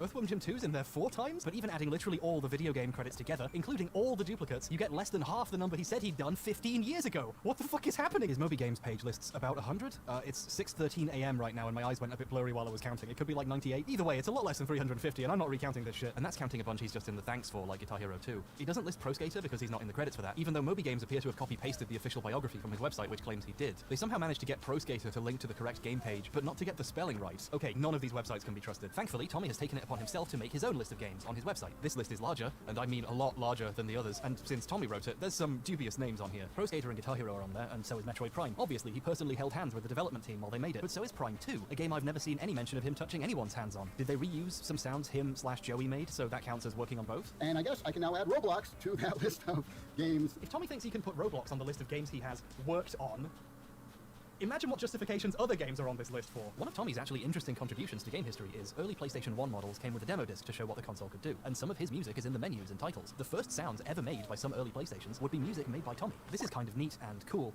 and it's also weird seeing PlayStation demo disc in a list of games composed for. In general, this list has quite a bit of what we call padding. Tallarico Studios did additional music for the first Blood Rain, so that's one game worked on, right? Well, it's on Tommy's list 5 times, as each console version along with PC and Mac. I'm not sure why you'd want to give Blood Rain such a strong presence on your resume, but each to their own. He also did the music for Earthworm Jim 1 and 2. An Earthworm Jim game is on his list 18 times. Super Tofu Boy, a free Flash game Peter made he donated music to, is on here twice. You can run Flash games on the Mac too? Wow, that's an extra game worked on. Fuck you, Tommy. But even counting all of this, all the games he wasn't credited for but still puts on his list, the multiple times the same game is counted across many different consoles or computers or demo discs as specific games worked on, it's still a lot less than the number he says. If you decide to be a bit mean and remove all the repeat games, you get around 175. Almost 100 less than his first Guinness World Record said 15 years ago. So either he stopped updating his website, and IMDb, Moby Games, Wikipedia, and everywhere else also stopped tracking the games he worked on, or, Bob forgive me, the first American to ever work on Sonic is exaggerating again. In an interview in 2010, he said he worked on 280 video games, which is a Guinness World Record. Actually inside the Guinness book as the person who worked on the most video games in their life. This sentence almost made me cut my fucking head off. Tommy isn't actually inside the Guinness Book of World Records he's talking about here. Trust me, I checked. He is, however, inside that year's Guinness Book of World Records Gamers Edition. The Gamers Edition is full of more game-centric records. Notice that it's also much smaller and the print quality is much worse, and generally it's a lot less prestigious than being in the actual book. My producer, Kat, left a comment on that line in the script saying, it's a bit like saying you gave a TED Talk when really you just gave a TEDx talk. Not realizing how fucking funny she was being, because Tommy has done a TEDx talk. My mother's very proud. When his biography on his website calls it a TED Talk. He is exactly that guy. She is so cool. I love her. Tommy is at least featured in the Gamers Edition. It's a 2-page interview about his career and Video Games Live. At the beginning of the interview, the author claims Tommy has worked on more game soundtracks than anyone else. They don't say how they verified this or provide the list of games. It seems a bit like Tommy just told the interviewer this in the interview and they repeated it as a factoid, assuming it was true, because why would someone tell such an obvious lie? Whatever evidence he has backing up his claim is becoming difficult to find. Luckily, this wasn't too expensive on eBay. Supplies are quite low, but the demand is just me, basically. I mentioned how surprisingly cheap these were to Mandalore Gaming, and he started bulk buying them to leave in Airbnbs he stays in, like a sort of gamer-dian Bible. So if they seem more expensive now, it's because he's artificially inflated the price. Speaking of artificial inflation, even if the amount of games Tommy says he's worked on was completely true, there are still people who've worked on way more games. The record is just wrong. Even Guinness at some point recognized this. They actually changed the wording of the record at some point after he first got it. It's not person who has worked on the most games in a lifetime anymore, it's most prolific composer of game soundtracks. The Guinness website says that now, and the updated versions of Tommy's plaques say that too. So Guinness have done their best to correct this mistake. Tommy, however, has continued using the original name anyway for over a decade. In fact, I own the Guinness World Record for the person who's worked on the most video games in their lifetime. My mother's very proud. Another one of those sweet little lies we've become accustomed to Tommy using. Although I can kind of understand this one, because the new name is even more obviously a lie. I know for a fact Tommy has not made 280 video game soundtracks. We need to acknowledge just how bonkers this clip is. He's saying most video games in a lifetime while showing footage of the new record with a different name. Bonus points for the fact the record says more than 300 games, but then it cuts to a list he wrote with less than 300 games on it. And just in case it needs to be said, no, Guinness are not a real record-keeping organization. They're a novelty book company. It's already a pretty common joke that most of their records are just silly stuff someone made up so they can have a record. Like, most baseball bats broken in 1 minute. That's a silly one I just made up now. Just kidding, it's real. I don't really mind if Guinness track a bunch of silly records. It's just a bit of fun, really. But they are an utterly for-profit organization, not just in terms of sales of books, but also sales of records. Guinness has an entire subsection on their website dedicated to business marketing solutions, promising they can help with PR and marketing campaigns, complete with a case studies section showing over a dozen pages of companies they got attention for by helping them come up with a new record to break, like Canon with its longest digitally printed photograph. If you have the money, you can pay them to help you break a record. I have my suspicions a lot of the silly record holders are independently wealthy people. You know, some people just want a record to call their own to give their empty lives a sense of meaning. Guinness aren't purposefully keeping track of who's broken the most bats or wasted the most money on a Pokemon card. Having a Guinness adjudicator on site to verify and give out the award on the day is super expensive. At minimum $10,000 plus transport and hotel costs. This stuff gets expensive fast. They aren't a neutral party tracking human achievements, they are a paid service, and many of their record holders are basically just customers. You'll notice that when it became clear someone else should have the record for most games made in a lifetime, they didn't give someone else the record, they changed it to one Tommy was more likely to have. I'm curious how much they charge for this service. Guinness's record search function claims Tommy is involved with 2 more. These are for Video Games Live. What great marketing these must have been. They are most video game concerts performed and largest audience for a live video game music concert. Let's quickly appreciate how sneaky these records are. VGL haven't come close to performing the most concerts, but most video game concerts, now that's a record. And it's highly specific, so no one can challenge it. In fact, you literally can't challenge it. The Guinness website says these records are not accepting active submissions. This is a special record only Tommy can get. And wouldn't you believe it? At his 357th concert, one of those prohibitively expensive adjudicators turned up to hand in the latest version of these 2 records. But let's look closer at largest audience for a live video game music concert for a second. The biggest symphony show ever seen live. Over 752,000 people watching us live in Beijing, China. This would be pretty impressive. Would you be shocked if I told you Tommy's story is inaccurate? Not all of those 752,000 people were watching in person in Beijing. Some of them were watching it digitally on a live stream on a Chinese video website. Biggest symphony show ever seen live. 752,000 people watching me live on stage. That was in Beijing. It's a bit deceptive to say they were watching you live on stage when they were nowhere near the stage. How many people were actually there? The famous Bird's Nest National Olympic Stadium. We played there. 130,000 people inside, 600,000 people outside. I love that he says outside when he means we're watching a live stream. Like, is he trying to imply hundreds of thousands of people stood outside just to hear his show? But 100k people attending a concert is still a lot. Still a lie, though. You know, I couldn't help but overhear what venue he said this took place at. Bird's Nest National Olympic Stadium. The Bird's Nest is a beautiful stadium, and it must be amazing to play in front of 130,000 people there. In case you're not familiar with the Bird's Nest, allow me to read you the beginning of its Wikipedia page. You're an hour deep into a video about the Roblox oof, you don't have anything better to do. The National Stadium, also known as the Bird's Nest, is an 80,000 capacity stadium in Beijing. I think I might have noticed a very small discrepancy. During the 2008 Olympics, it hit its record attendance of 89,000 people. Tommy is claiming he got better attendance than the Olympics and can fold space. But because it's Tommy, there are layers of mistruth happening here. You see, Tommy has the name of the venue wrong. Guinness has an article about this record, and they say it was set at the Beijing Exhibition Theatre, which is a different place. At first I thought this was just a one-off mistake. VGL have played both venues. But the thing is, though, he always says it's the Bird's Nest. There was the Bird's Nest in China, Beijing National Olympic Stadium, 750,000 people. Now, maybe he just has the names really mixed up in his head. They are both in Beijing, after all, although it is a bit weird to forget where you set your Guinness World Record, but whatever. But is there maybe a reason he says the name of this theatre while claiming he played to hundreds of thousands of people? Well, there's one. It would be even more impossible to play to 130,000 people at a theatre with only 2,700 seats. The Guinness article also happens to mention the actual number of people physically at the concert, 2,086 people. So even when Guinness has the numbers, he still makes shit up. Tommy, anyone can check this. What are you doing? I don't trust that many people were watching the live stream either. There's no easily obtainable record of the live viewership from the Chinese streaming platform this appeared on, so we, and apparently also Guinness, just have to take Tommy's word for it that almost exactly 750,000 people watched this live. And considering we just caught him lying about this exact thing, I have my doubts. Even though he has a record with a specific number written on it, the number keeps changing. In an interview in the 2017 Guinness Book of World Records, the Gamers Edition, of course, he directly claims over 1 million people saw that show live. I cannot stress this enough. He is literally lying to Guinness about a record Guinness just gave him. I can't fucking believe it. I can't fucking believe it. That's all 3 of the records Guinness appears to have on file for Tommy Tallarico. Tommy seems to know better, though. His list of awards on his website says he has 4, the 4th one being most video game concerts in a year, a record I cannot find anywhere other than his list of awards and other interviews with Tommy. So I don't know, maybe he has 4. Well, his biography says he currently holds 5, so I don't know, the numbers just keep going up. Can he at least get the record straight on the number of records?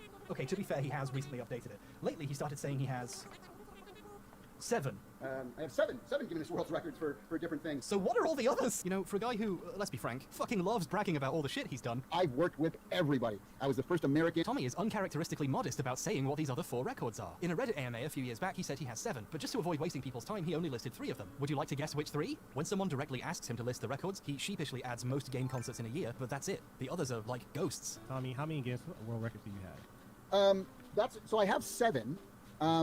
One of the ones I have is the most symphony shows in a single year. But I would say there's 3 big ones. The 3 big ones are most shows, biggest live show ever seen, and then the most video games. So I have a total of 7, but there's 3 big ones. He doesn't even have a riddle prepared for this one. He just refuses to tell people. He's so shy all of a sudden. Luckily for us, in Tommy's investor videos for the Amico, we can see at least 5 of them. So let's just take a look and find out for ourselves. In the center, we have most prolific composer of soundtracks. Okay, can't verify he's done that many games, but we at least know that one. The 2 either side say most video game concerts and largest audience. Those are the 3 we know he has. Now for the mystery ones. To the right, we have the record for the most video game concerts This is the same record. This is the previous version. This one's from 2014 with 293 shows. What about the one on the left? The longest video game concert, Video Games Live, which has performed 260. These are the same 3 records. It's starting to look like there's a good reason the other 4 records don't get mentioned much. In one house tour he gave in 2017, he has them all laid out on the floor, where they appear to have sat for 5 years now. Look at that dust bunny. And Tommy calls them 7 different Guinness World Records. There's 7 of them. 7 different Guinness World Records. So I'm not sure how these can be 7 different records if when you pause the video and look, several of them are the same. And I think when people get too up close and personal with his records, they start to notice this too. In this clip, he talks about 2 of them, ones we know, and then this weird cut happens. That was the first. Yep. And then for the shows, and then where's he? Jealous. I didn't edit that in, I swear. I'd love to know what happened between these 2 clips. Here's yet another fun fact. Guinness charges separately for the award certificate and the plaque it comes in. They have a unique design, they don't change very often, and they're pretty expensive. When Tommy got these 2 in 2014, it looks like he just bought 2 picture frames from a store. I guess when you have so many versions of the same record already, you get sick of paying full price for them. I'm not just bringing this up to make fun of him, although I am, but it's actually really useful data. You know how I mentioned Guinness renamed his most games record? In this one tour with the super awkward edit, another funny thing happens. Tommy reads out that record, right? This is a Guinness World Record for the person who's worked on the most video games in a lifetime. Wow. But because he got a shitty frame for this one, we can check and see the record he's reading from says something else. For the person who's worked on the most video games in a lifetime. Wow. Tommy refuses to acknowledge the new title and pretends it has the old wrong name because it's a bit more prestigious. He's lying about the text of a record he is literally holding in his hands and pretending to read from. This guy's a fucking genius. How has he never been caught? I feel like I'm going crazy. You know how the concert records say video game concerts? If you've been paying attention, you'll notice Tommy always says it's for symphony concerts or symphonic concerts. Biggest symphony show ever seen live. The most symphony shows ever done. The biggest symphony show ever seen live. Biggest symphony show ever seen live. Tommy knows his video game concert record is extremely stupid, and out of embarrassment he calls it something else. Oh, maybe it's not deliberate, maybe he just got the name wrong. No, I can prove it. Here's a time he does that while pointing at it and pretending to read it. Here's one. Largest audience ever to see a symphonic concert live. 752,000 people. We can see what the record says in the previous shot, Tommy. Okay, let's wrap this up. How many records does Tommy have? Through a list of games that cannot be found but keeps exploding, and by making up new definitions of concerts, it looks like Tommy has about 3. But he owns 7 plaques of them, so he tells people he has 7 different Guinness World Records. And maybe he does have of most video game concerts in a year one, and it's just never visible in shots of his records. Guinness only has 3 records in their search, though. Well, had. I was going to move on from Guinness at this point, but then there was a new development in the search for Tommy's list of games. After looking everywhere for the list of 350 plus games Tommy supposedly worked on, or I guess composed for now, we realized there was one place that would definitely have one. Guinness themselves. So, we emailed them. And by we, I mean Kat did it for me, she did all the work. That's what people mean when they say we. They mean someone else did it for me. We worked on the oof sound. Yeah, right, I know this trick, Tommy. We, Kat, asked them what evidence was provided for the record and how it was verified. Guinness were really polite and got back to us very quickly. Here was their response. The record title in question is one of our consultant records, which are not open to standard applications. They are confirmed by specialist consultants that we approve. Our expert external consultants that we use for records of this kind often have professional links to the field in question, i.e. video games. These titles are research-based rather than evidence-based. Thanks. First off, this email provides me the incredible quote that the record is not evidence-based, which is just fantastic. Thank you very much for that. This is one of the situations where if you did the research, you would have the evidence. This doesn't require specialist consultation. It's a list of games. On top of that, this implies Guinness have never seen a list either. The record was verified by a consultant, so someone, somewhere, says Tommy has worked on this many games, and Guinness believes them. But then, something even stranger happened. Previously, when you typed Tommy's name into Guinness's record search, that record came up. One of the other VGL records came up because he's mentioned by name on that record, the other one doesn't. So those are the ones that came up. This is a screenshot I took in early September. Anyway, after we emailed them asking how they verified it, I realized I needed to take another screenshot because I'd scribbled all over one of them, so I went back, and the record didn't come up. Just the other one did. Right after we emailed them asking them where their evidence was, and they said they didn't have it, the record disappeared. Did we just get one of Tommy's records deleted? Oh no! I didn't mean to do that. I just wanted to see a list of games. Tommy, if you're watching this, it wasn't me, it was Kat. Please don't. So now the brakes have come off and this video is spiraling out of my control. I've lost all hope of figuring out what Tommy is doing or why. Doing the early research before this all happened, it got kind of nostalgic going back and rewatching ancient episodes of Electric Playground and reviews on the run, and watching Tommy do his wacky boobery and yell at Victor when he says normal things like Metroid Prime is fun. I was trying to remember if I ever found Tommy funny or if I was always just laughing at him, you know? You know what I gotta say to you? I don't care what you think. Even doing that level of research, I fell back into an ancient drama I saw unfold as a kid and completely forgot about. Tommy's awful opinions used to be a running joke on forums discussing his show's reviews. People would bring up he gave Smash Brothers Melee one of the most beloved games in human history, a 2.5 out of 10. It was a huge running joke. I learned about this because I was a pretty big Mega 64 fan as a teenager, and they shot some videos at his house and even did an episode of their podcast there. I remember watching this on my iPod Nano on the bus. Now we're in another strange room. This was shot just as Smash Bros. Brawl had come out, and the gang made fun of his old review as well. Smash Brothers is now released. That's right. Tom has gone on record saying favorite game series of all time. There's this awful rumor on the internet, Right. as there always is, that I gave Smash Brothers like a 2.5 or something. And so the reality is that we never actually reviewed Smash Brothers ever on G4. So people on the internet who say that I gave Smash Brothers a low score, fight him. Tommy is pointing to the giant model dinosaur he has in his garden. Anyway, it's clear this rumor really gets to him. In an IGN thread about his Mario Galaxy review, this comes up, and Tommy T shows up to defend himself because he Googles his name and has nothing better to do. He claims it's not true, but refuses to say what the real score was because he thinks it's fun watching people spout nonsense. So Tommy never gave Melee a 2.5. That's just a rumor. Leave him alone. Here's Tommy's review of Smash Bros. Melee. What do you think about Super Smash Bros. Melee for the Nintendo GameCube? Well, I gotta tell you, it's another GameCube letdown, another GameCube disappointment in my book. 3 out of 10. I give it a 2.5. He said this on TV. People saw him. The footage exists. This isn't speculation. When Tommy does something people criticize him for, even something dumb that doesn't need defending like a video game opinion, he just lies and says he never did it. Like, why would you lie about something so stupid and easy to check? I'm reaching the point where if Tommy says something, it's easier to assume he made it up. His website used to have a page of famous people seen wearing Tallarico Studios t-shirts, which is a weird thing to document in the first place. But the thing is, though, every single picture on it is photoshopped. Like, what was his goal here? What is he even trying to do? Tommy's stratospheric levels of clout chasing have hit a point where I literally can't tell if he's joking. He has a gallery page with pictures of him performing and in magazines and so on, and there's a celebrities section showing off all the cool people he's stood next to. Wow. He's really proud of some of them because he keeps reposting them. This Jamie Lee Curtis picture pops up on his Twitter when she's in the news or it's her birthday. She's a wonderful, kind, and talented human being and a fan of my video games live show. But one of the pictures on here is really strange. This one is of the Dalai Lama, apparently. Before the Amico situation deteriorated to the point he stepped down, he used to post on the Atari Age forums, and people were discussing the Amico's Karma gaming engine, a feature Tommy later admitted he made up, by the way. During the conversation about Karma, someone referenced the Dalai Lama, so of course, he reposted that picture and said he met him in London and he liked his music. The issue here is this later turned out to be a wax statue of the Dalai Lama from the Madame Tussauds in London. This is an example of what I've decided to call the Tallarico Event Horizon. Tommy has lied so much about so many things, I can't even tell if this is meant to be a joke. Is he doing a bit? Is Tommy Tallarico a CIA experiment to see how far you can get in the liberal games industry by just making shit up? Is Tommy Tallarico just a shadow on the wall of a cave? I started making this video because I thought a sound effect was funny. I can't tell if he's joking or if he genuinely wants to convince people he met the Dalai Lama. Like I said, this was in a conversation about an Amico feature it turned out he made up. We have something that's called a Karma gaming engine. And what that means is that everybody, no matter what your skill level, can feel like you have a chance and that you're in the game. I'm interested in the fact that you're using the Karma gaming engine. Where did that come from? Okay, so the Karma gaming engine is just some shit we made up. Okay.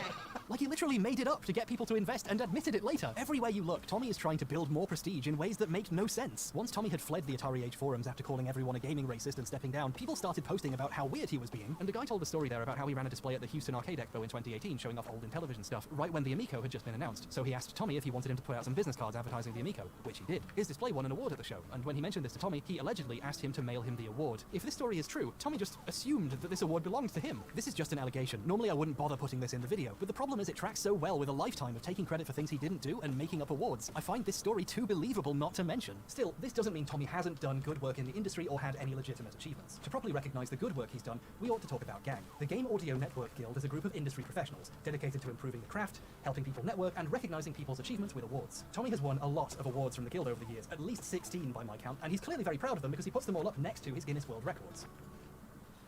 Tommy Tallarico is also the founder of GANG. Recently, I founded a non-profit organization called the Game Audio Network Guild, or GANG. It's really funny seeing Tommy give tours of his house in his GANG t-shirt and of his office with his GANG desktop background, and then going to his website and seeing 16 awards from the group he founded and was on the board of directors of at the time. Tommy Tallarico, composer and sound designer for video games, also the president of the Game Audio Network Guild, also known as GANG. GANG even gave an award for Best Sound Library to that sound pack he made, with Joey's help. They've only given out that award 4 times in their 20-year existence, by the way. And again, these are award-winning sound effects. At least we know the sounds in the Roblox kit really are award-winning. Like, at this point, research for a video that was supposed to be about the Roblox oof has gone so far off course that I needed, like, something that was baseline obviously true to hang on to so I could return to sanity. So I asked myself what I thought would be the most obvious question. Was Tommy even on Cribs? On YouTube, like I said, there's videos of your house and MTV Cribs, I was on. It's awesome, right? You did an MTV Cribs? Yeah. Yeah, they toured my house. Didn't you have an episode of MTV Cribs back in the day? Yeah. Like, he tells people it was Cribs. He uploaded a video to his YouTube channel saying it was Cribs. So was it? No! Cribs is, you know, A TV show. It has lists of episodes. You can just check. It was obviously a lie the entire time. I don't know how no one called him on it. Do gamers just not know what Cribs is? Cribs went to the home of massively successful musicians like Snoop Dogg and Maroon 5, or other really big celebrities like Tony fucking Hawk. They did not go to the home of the guy who might have made some of the skateboard sounds for his game. Absolutely no normal person watching MTV in the mid-2000s is gonna know who Thomas the Tallarico Engine even is. He did the soundtrack to Earthworm Jim. He's not a celebrity. Nobody gives a shit about his fucking fountain. Waterfall here, which makes me want to pee at night, oddly enough. My mother's very proud. Cribs had very specific motion graphics, and they always showed the same factoids at the beginning every time, using the same visual. This video just has a wall of text. MTV had a very specific vibe with its backing tracks. This thing uses easily identifiable stock music. So identifiable, YouTube flagged it. But if it wasn't Cribs, then what was it? Someone in the comments says they saw this on a disc that came with a gaming magazine back in the day, but I think they're thinking of the other times he did that. Because Tommy's a massive narcissist, his website has a video section with a meticulous collection of his appearances, and links to them on YouTube, some of which he uploaded himself. He links this one and calls it MTV Cribs here too, along with 2 of his PlayStation magazine appearances. But here's the thing. Tommy's website is ancient and has several much older versions preserved on the Internet Archive. On the version from 2004, before YouTube was a thing, he would just put the videos on his own site. Many of the videos on the old site ended up as links to YouTube videos on the new one. The PlayStation magazine house tour and interviews are here, along with this Around the World in 80 Games thing. There doesn't seem to be a Cribs video on the old version of the site, which is a bit of a red flag. Additionally, there's one house tour that didn't seem to make it to the new one, done by Gamer TV. The video itself on Tommy's site wasn't archived, but Gamer.tv was a show from the UK about gaming hosted by Sam Delaney. One episode had a feature on ways to make money in the game industry, professional gamers, voice actors, and of course, a certain composer. Hey, I'm Tommy Tallarico, composer and sound designer for video games. Hey, wait a second. Hey, I'm Tommy Tallarico, composer and sound designer for video games. So this episode is using a cut-down version of the footage we saw in Tommy's video. So now we know who really shot this footage. Gamer.tv used to have a website, Gamer.tv. Oh, that's clever. It's down now, but in archives it's clear the site used to have a video section with extra stuff. One of the extra videos appears to be about a gamer with a Ferrari and a luxury home. I think Gamer.tv met Tommy and toured his house, used clips from this in their show, and uploaded the entire house tour as a bonus feature to their website. The video linked here is sadly not archived either, at least not directly. It was preserved if, say, Tommy downloaded it and put it on his own website, and then later moved his video archive to YouTube. This is a kind of cool act of video preservation, except for the part where it somehow ended up being called MTV Cribs. How did that happen? I mean, the file on his website was named correctly. This would be a difficult thing to get wrong unless he did it on purpose. MTV Cribs, I was on. It's awesome, right? Is Tommy just, like, a pathological liar? Does he have to lie to sound more interesting no matter what? Like how he went from saying he did some sounds for Prime to saying he worked on it with Miyamoto for 5 years? Or how he went from being one of the voices in Pro Skater to the audio director? Or how he went from doing 3 songs for Sonic and the Black Knight in 2009 to being the first American to ever get to kiss Sonic on his little mouth? Every time something comes up again, the lie has to get bigger. In that newer house tour I showed, the guy asks Tommy about if it was featured on Cribs, and he says it was on there more than once. Tommy Tallarico has invited me to his MTV Crib. This has been on the MTV Crib, right? A couple times. Yeah. Why is he like this? Why are you like this? I know you're still watching, Tommy. Explain yourself. What are you doing? What are you fucking doing? So, yeah, maybe every single thing Tommy has ever said is a lie. Maybe some of it is true, but bear in mind that even if Tommy has lied, that isn't like a crime. You can just lie to people. Watch. I am a trained helicopter pilot. See, you can just say things. No one can stop you. However, there are times when lying does become a crime. And Tommy would know this intimately because it cost him $100,000. In 2009, after putting on a video games live event in Brazil, Tommy returned to America with over $100,000 in cash on his person. When you enter America with more than $10,000, you have to declare it for money laundering and trafficking reasons. Tommy knew he had to do this, but for some reason he didn't. His business associate, who was also his brother, filed a customs declaration on their common behalf, denying they were bringing that much money into the country. Tommy knew this was false. When he was caught at a TSA checkpoint with a bag with $100,000 in it, there were some serious questions. He quickly made up a story to explain himself. He told them he didn't need to declare the money because he had distributed it among his band members during the flight in amounts less than $10,000, and then took the money back once they were through customs, so no one needed to declare anything. Tommy thought he was being clever, but he had just accidentally confessed to the crime of structuring, where you deliberately avoid regulations by pulling stunts like this. Structuring is a federal felony, with huge fines and up to 5 years in prison attached to it. Later, he came clean and told investigators he lied and made up that story, and actually he just took the money over the border himself. So when I call Tommy a liar, that's not just my opinion. There is also a legal document signed by him admitting to it. Looking deeper into United States v. Tallarico, that's its name, Tommy pled guilty, was placed on probation for a year, forfeited the $102,000 seized by customs, and had to pay a $1,000 fine, plus a $25 assessment fee. America. There's a really interesting lesson here. In the game industry, you can just lie about what games you worked on, what sounds you made, and whether you worked on Cribs, and the only real repercussion is people finding you unpleasant. But if you try that with the TSA while carrying a large unexplained bag of money, there can be consequences. There are other ways lying can be a crime too. For example, if you lie to potential investors to get their money. During one of Tommy's many attempts to find investors for the Amico, he told the exact kind of Tommy-esque tall tales you would expect from him, but in a situation where doing so can get you in serious trouble. In February 2021, he recorded this video for potential investors and lists the team of so-called Avengers working at Intellivision, one of whom was Kara Acker, a former marketing manager at Mattel on Disney Princesses and especially Frozen, which would be a great find for the company. And thinking she was on board might well have helped convince investors to part with their money. If we scroll slightly higher on her button, though, we can see she actually left Intellivision 12 minutes, top in Pokemon. 2020. But here's Tommy telling people in 2021, after she was gone, he has her on board, so you should definitely invest. Are VP of Global Marketing used to Oh, work are at you catching Mattel up to where as I one of was? the global brand managers over there, right? And she was in charge of the Disney brand Catching up to within where I Mattel, so there's was? a double bonus there. Is there a word for lying to people for money? If this convinced people to invest, they have grounds to say they were lied to about the status of the company. You can't just pretend people still work for you. On their Republic crowdfunding campaign, which raised $11.5 million, the pitch video for these investors featured Akka heavily in Tommy's disgusting Egypt room as VP of Global Marketing. She was front and center as one of the intended draws to investors. She was basically the company's pharaoh. She's also still shown on the list of team members, including, ironically, a link to her LinkedIn, which will tell you she's actually gone. This crowdfunding campaign ended in 2021. There was a period of 4 months minimum where people were investing based on a video and information which was not accurate at the time and never corrected. The Intellivision website listed Akka as VP of Global Marketing as late as July 2021, according to the Internet Archive. Did the guy who ran the website quit too? Investors using this website as a source of information have a hard time confirming who was actually at the company. Investors don't give you millions of dollars unless you have hard, cold. I certainly hope there's some facts I missed here. People gave this company millions of dollars. Like seriously, I hope for Intellivision's sake, Akka just put the wrong date on her LinkedIn. Well, there's going to be some questions. In fact, if you click the invest button on the Intellivision website, it takes you to the same video with Akka still in it. You know the Avengers, right? Marvel Avengers, you know, they're the super team of superheroes ready to save the world. Also on Tommy's list of Avengers was Jay Allard, the co-founder of the Xbox and Xbox Live. This would make the company look like it was on the right track and had some really good minds attached to it. However, Allard decided he wasn't a good fit and left the company.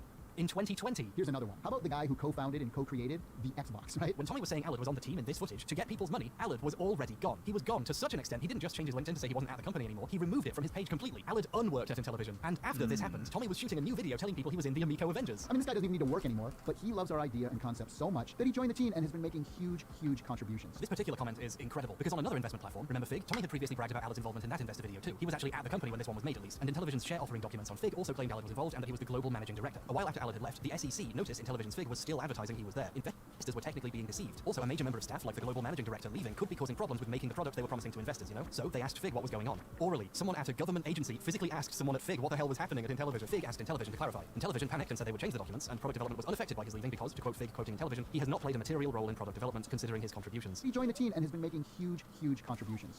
This is footage of a CEO right before his company tells a major government agency Allard is gone and hadn't made meaningful contributions, telling people he's on the team and has been making huge contributions to get their money. I'm not a lawyer, I'm just a helicopter pilot, but I don't think it gets worse than this. You know, this is the kind of thing that's like, really, I mean, talk about a slam dunk. The people working at the company are the main pitch for the Amico. Invest in me, I don't lose, I have the best team. I've been a winner in this industry my whole career. I don't lose. And what I've done is packed our team with other people who are winners. Several of his key team members weren't working there anymore when he recorded this. One of them had even scrubbed it from his LinkedIn. I don't think this is giving potential investors an accurate impression of what they're buying into. This is the exact kind of thing Tommy normally does, but in this context, it's really bad. And this brings us to the real question at the center of all this. The big thing we've been avoiding for the last hour while we circle the drain, but we can't avoid it anymore. Did Tommy make the funny baby sound effect? Remember when that was the point of the video? When we look at the sum collective of all of his claims, the Tallarico totality, if you will, and we put it in context with reality, when Tommy says he created the oof, this might just be me, but I don't believe it. Although at this point, if Tommy confessed to a murder, I would assume he was just trying to be cool. I'm sure if I was a more reasonable person, I could say the evidence is all inconclusive and Tommy could have worked on the sound, maybe, but right now, all I know is Tommy is a huge liar, and I hate him, and he made me forget what this video is about. I promise you, when I started making this video, my goal was to make something short for once. Take a break from my longer projects and make a quick video, quickly, so people knew I was alive. I did not expect, while I was doing research, for a rabbit hole to open beneath my feet and to fall Wile E. Coyote style into an abyss of lies and madness, and seemingly getting one of his Guinness World Records sent to the fucking Shadow Realm. I didn't choose this. This happened to me, and I'm not happy about it. I wanted this to be a story about how, in our modern age, we don't take ownership of artists' work seriously enough, through the lens of a sound effect that had been reused without credit for over a decade. But the people not being credited in this story are the hardworking folks under Tommy who he has taken credit from over the years, and the original voice actor, none of whom will see any of the money Tommy makes from selling their sound today. It is incredibly easy for hard work to be exploited by corporations, and one of those corporations happens to be called Tommy Tallarico Studios Incorporated. But that's really a structural problem, and we already all know capitalism is bad. Statistically, your most formative memories are of a global financial crisis. You don't need that lecture from me. I think the unique lesson of this story is about, well, records in multiple senses of the word. What's really at stake here is history, how these events and people will be remembered. Tommy has cultivated such a reputation that when I asked about the origins of a famous punch sound effect on Twitter, someone independently brought him up and said they assume he must have done it. He seems to have done everything. At least he says he has. The man has successfully inserted himself into conversations about sound effects he didn't even make, while the people who did the work attributed to him evaporate into namelessness. No one knows who Joey Kuras is, and he made the sound effects people think Tommy did. He worked on fucking Fortnite. I've heard his sound effects as they blast my Silver Surfer into dust. It's not right for him and people like him to be forgotten. Games have always had problems crediting authors correctly. Early games were seen as products first and creative work second, so credit wasn't taken seriously. Creators used to not be allowed to put their name on the game and had to hide them in Easter eggs. Mark Cerny, ironically another good candidate for first American to work on Sonic, wasn't allowed to keep any of his work or design documents when he was working at Atari, and his games were considered Atari creations, not his. His source code, notes, and documentation were only preserved because someone got them out of a dumpster when Atari closed the office and threw it all out. This problem has especially contributed to the perception of women working in games. Yoko Shimomura, one of the most well-known video game music composers today, a veritable industry icon one might say, composed all but 3 of the tracks on the original arcade version of Street Fighter 2. But due to Capcom's crediting policy at the time, she was credited via a pseudonym. For her music's appearance on console releases and updated versions of the game, she was not credited for her compositions at all. All credit was given to the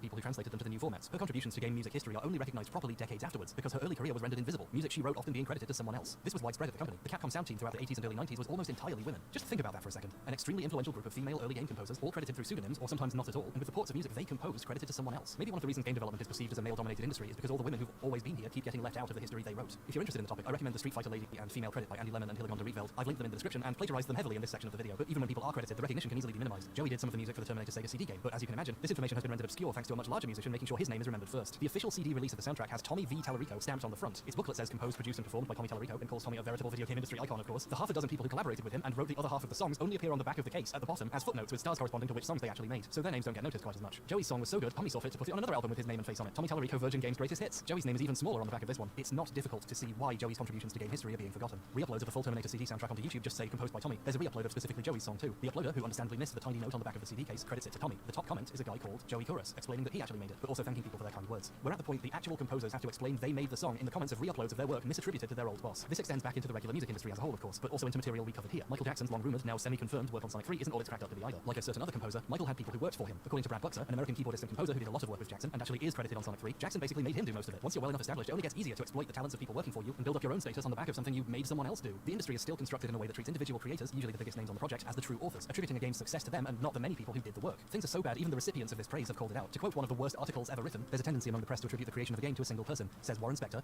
creator of Thief and Deus Ex. The journalistic attitude to credit in gaming used to be so awful, it's not even clear who wrote this. The article is credited to IGN staff. Basically all success and appreciation pours directly into selected industry figureheads, even when they're actively trying to stop it from happening. And a lot of them aren't, because even if it's a problem that benefits them. You can tell a lot about an industry by how it treats the people who actually do the work. In terms of the scope of time, the average game developer is fucked. The hundreds and sometimes thousands of people who work on games now throw away years of their lives, and so many of them go completely unappreciated. Meanwhile, the most assholish men in the industry continue to promote themselves off the back of the efforts of the people working for them. Imagine making great sound effects for years and years, only for your boss to tell some guy in a Halloween mask on a live stream with 100 views that he did it. We don't recognize the work and achievements of people who make games. We recognize the people who exploited that work the best. It's so easy for history and credit to get wiped away. Case in point, we could have never learned that the oof was from Messiah and assumed Roblox made it forever. But it's not even the Roblox oof. In my household, we call it the Messiah oof. There are thousands of people whose good work on games will never be properly credited, who we might have already forgotten about. Gaming is still a young medium, but already the sands of our history are spilling through our Monster Energy sodden fingers. Entire games are at risk of being forgotten. 5 more minutes. The most valuable contribution Tommy has made to the story is mentioning that the voice actress was the daughter of someone who worked at Shiny Entertainment at the time. Her father worked at Shiny Entertainment. The girl whose voice was the oof would be close to 30 now. She might even have heard it and not even known it was her. She might not even remember recording it. The people who know who this was and the parent who worked on the game, those people aren't going to be around forever. We have a limited time to learn who this was. The thing about history is, it happens, and then it's gone.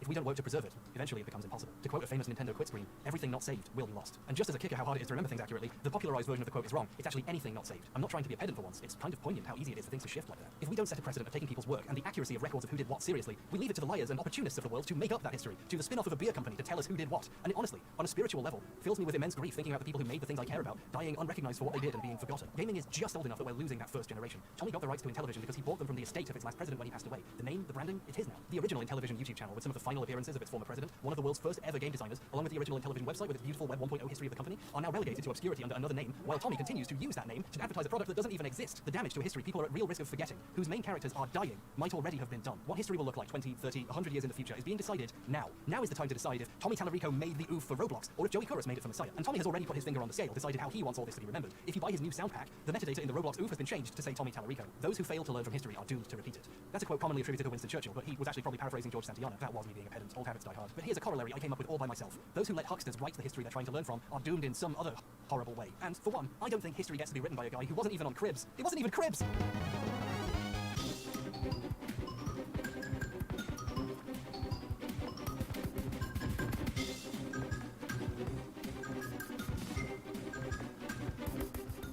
Oh, hello there.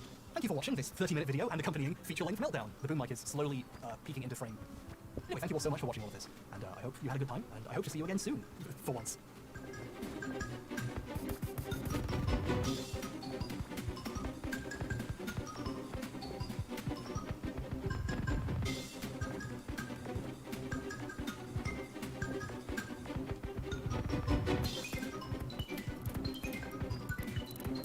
Good video. That was quite the deep dive.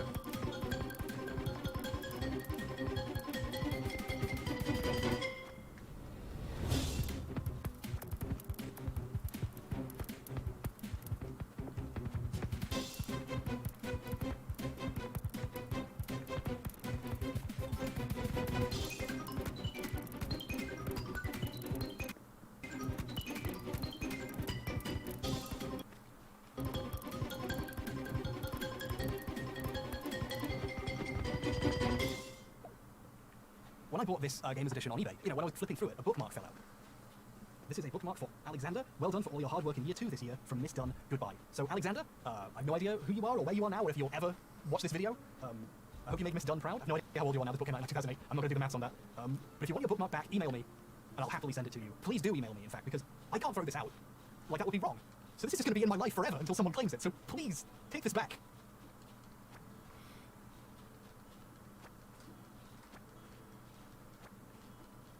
Okay, it's time to go back and save. After I finish clearing this patch. It could take up to 20 minutes anyway, it's fine.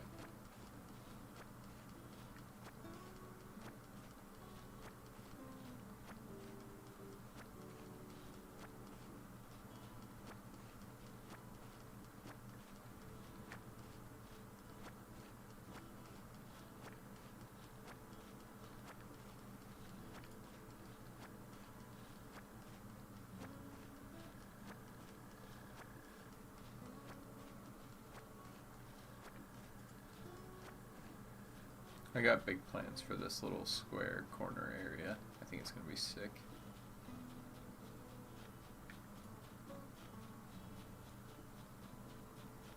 Is that all the weeds over here?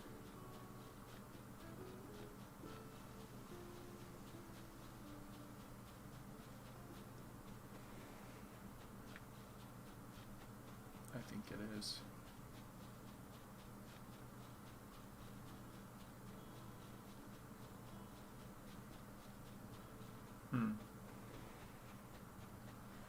There are a lot of seashells over here.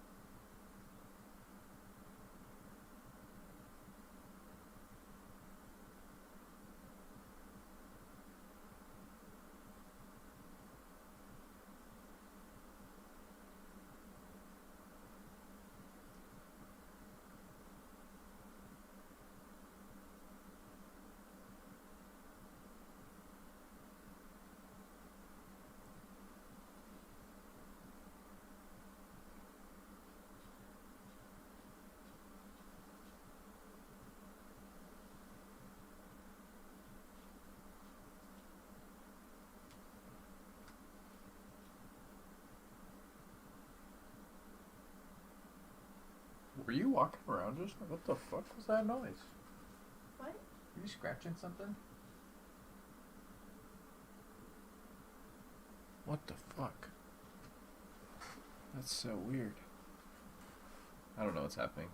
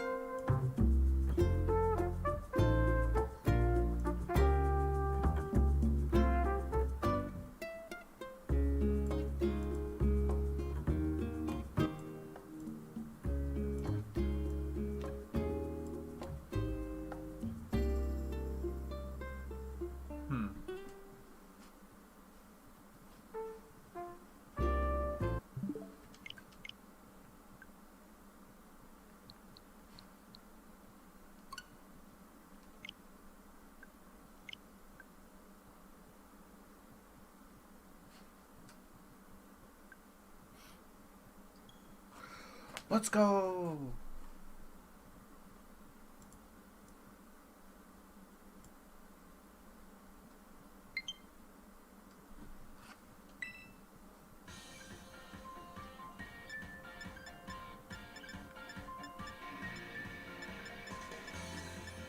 I'm a white boy.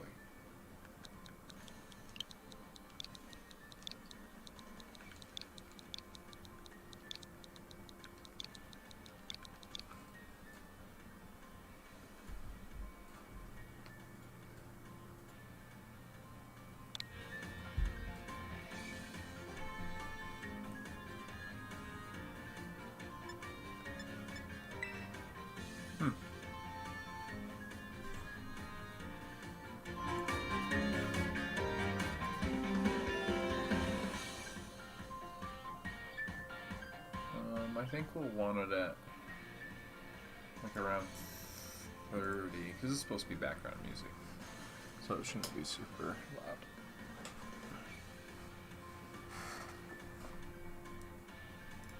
Also, I feel like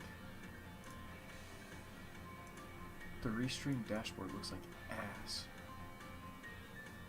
and that YouTube looks way better all the time.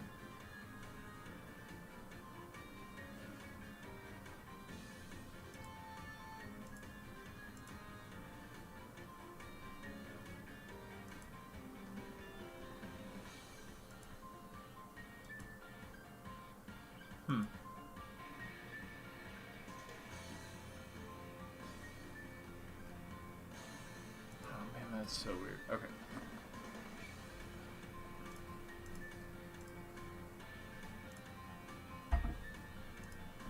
Okay.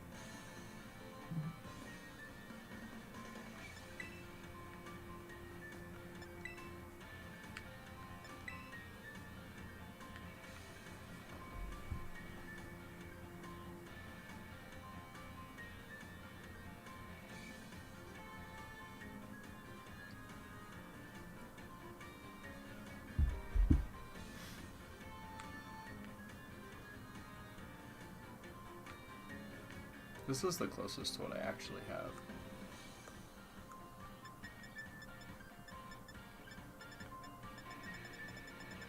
Oh my gosh.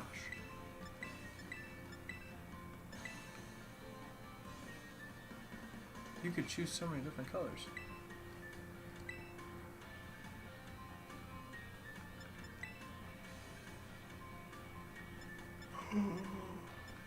There's like actual character customization. What the fuck? What? There's actual character customization.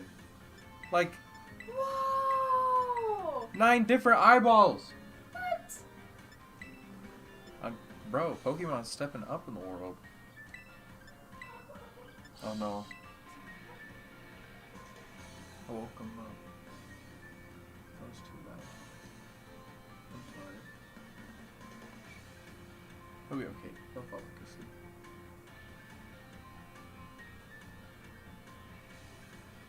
What? Are you okay? Are you good? Yeah, I was trying to freak you out, but I couldn't No, stop I myself from I laughing. just got concerned because you were looking kind of weird. Fuck you. You should have did on nerd.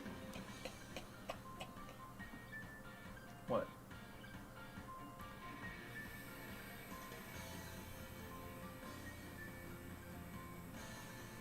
Why are you typing it for me?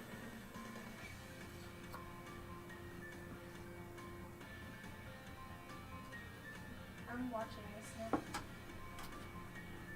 Great. Love you. Love you.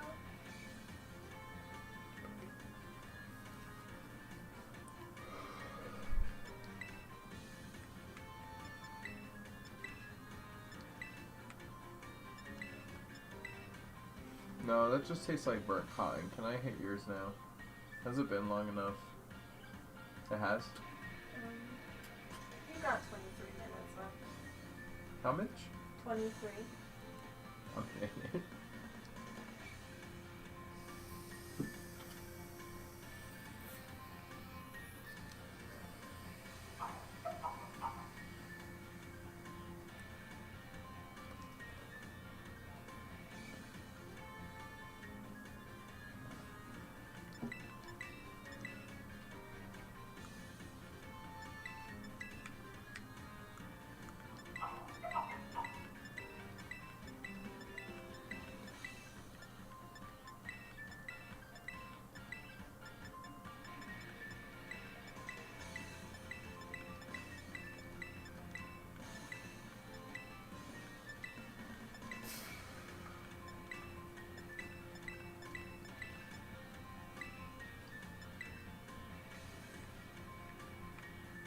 Oh, let's play the creepy kid.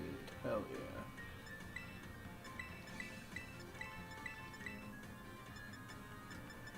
You can choose your eyelashes? Bitch, what the fuck?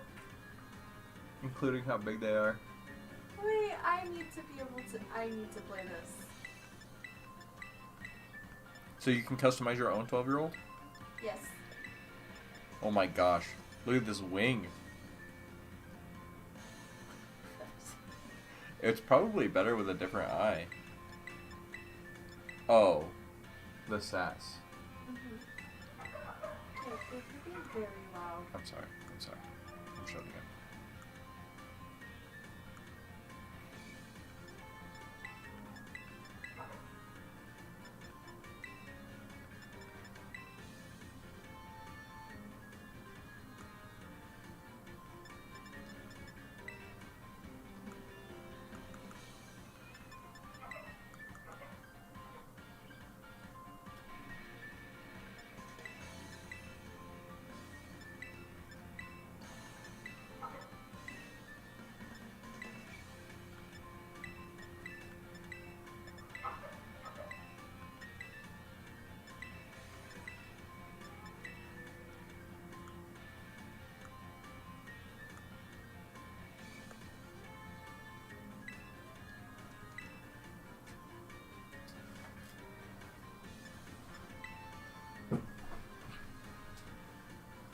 I'm sorry, babe.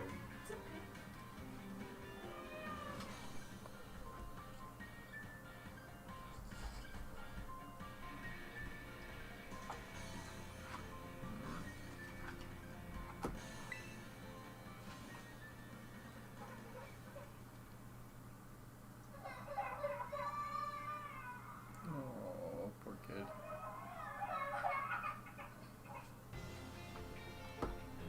I'm gonna turn that down for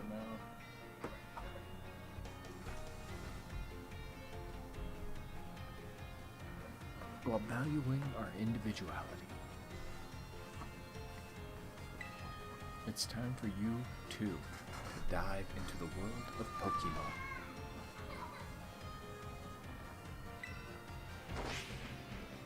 Good throw.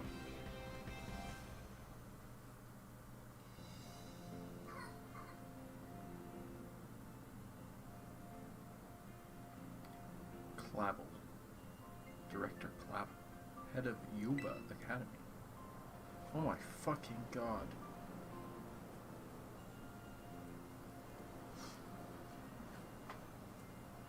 Bro, what the fuck? There's a big map. Try whispering. Just for a little bit. I can be quieter.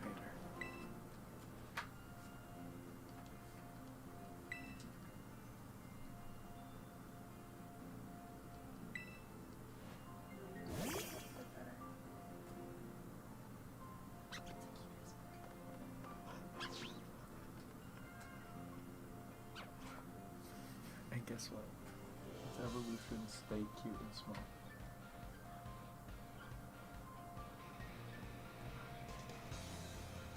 Mm-hmm.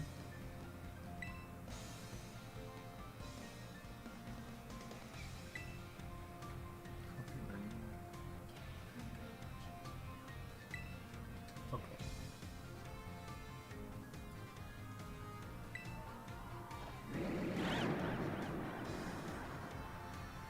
Oh, that's where that leak screenshot was from. Everyone was wondering.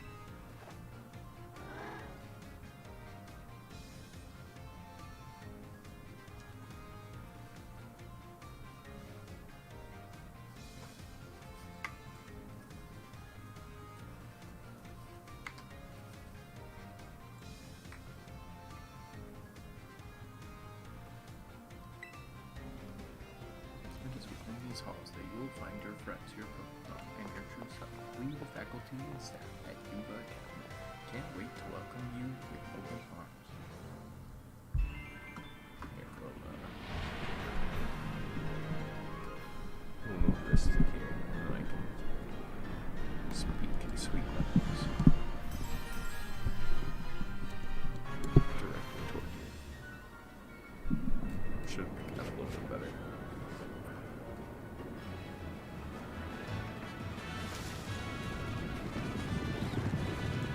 Very gamey.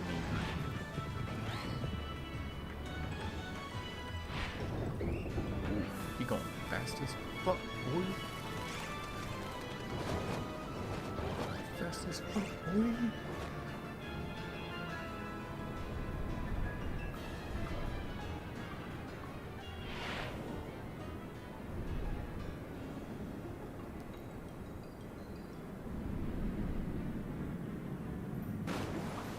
What the fuck? He was doing so good. Why did he just crash?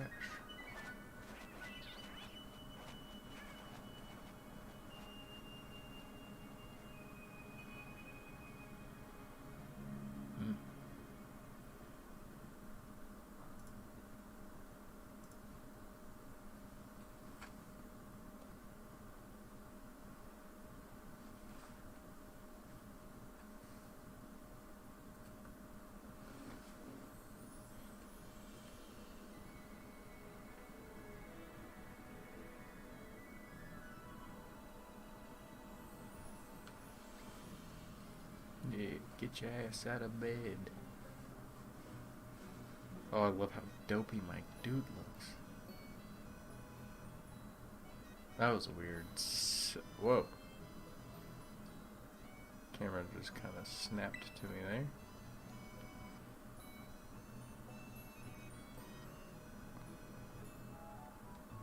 Oh, no, it looks a little weird. Punch it. What up, Squabbit? Glad to see we got Squabbit back.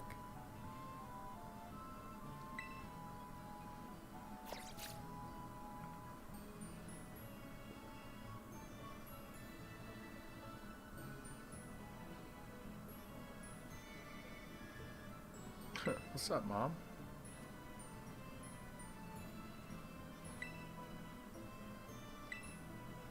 Mom, I don't want to go to school. Sending me to school is counter-revolutionary of you. You're supposed to wait here a little while longer. Their words, not mine. Apparently there's something very important for your first day that still hasn't arrived. Ooh. Maybe that's the very thing we're waiting for. Vanguard, get the door, would you? What? Dude, Pokemon people are so easily impressed. Oh my god. Do forgive the intrusion. That's his voice. I'm not always gonna talk in his voice like that, but that's his voice. You are Master Vanguard, yes. On behalf of the Academy, I must apologize for the late arrival of your enrollment documents. And also for my delay in introducing myself. I am the director of Yuba Academy. You may call me Mr. Clavel.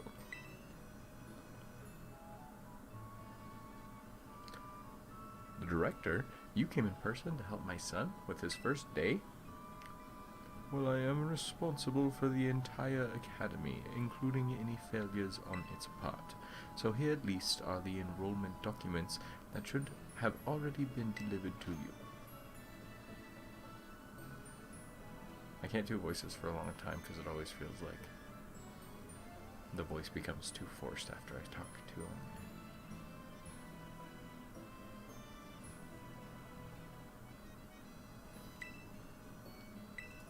Cup of tea? No. He's like, woman, I don't want to be here for a cup of tea's length of time. I want to leave. Yeah, get out of here. Your dad's not around anymore. Mom's gotta suck the director's dick to get you into school. So go upstairs. Hi, babe. Never tell when you're paying attention. Wait, you can move the camera in here. In Sword and Shield, it was just this. This was all you got, was like the side camera. But now, Yeah, this looks really nice. you can move it 30 degrees. Wow. Pretty big deal. Are you okay? Tired? Sleepy girl?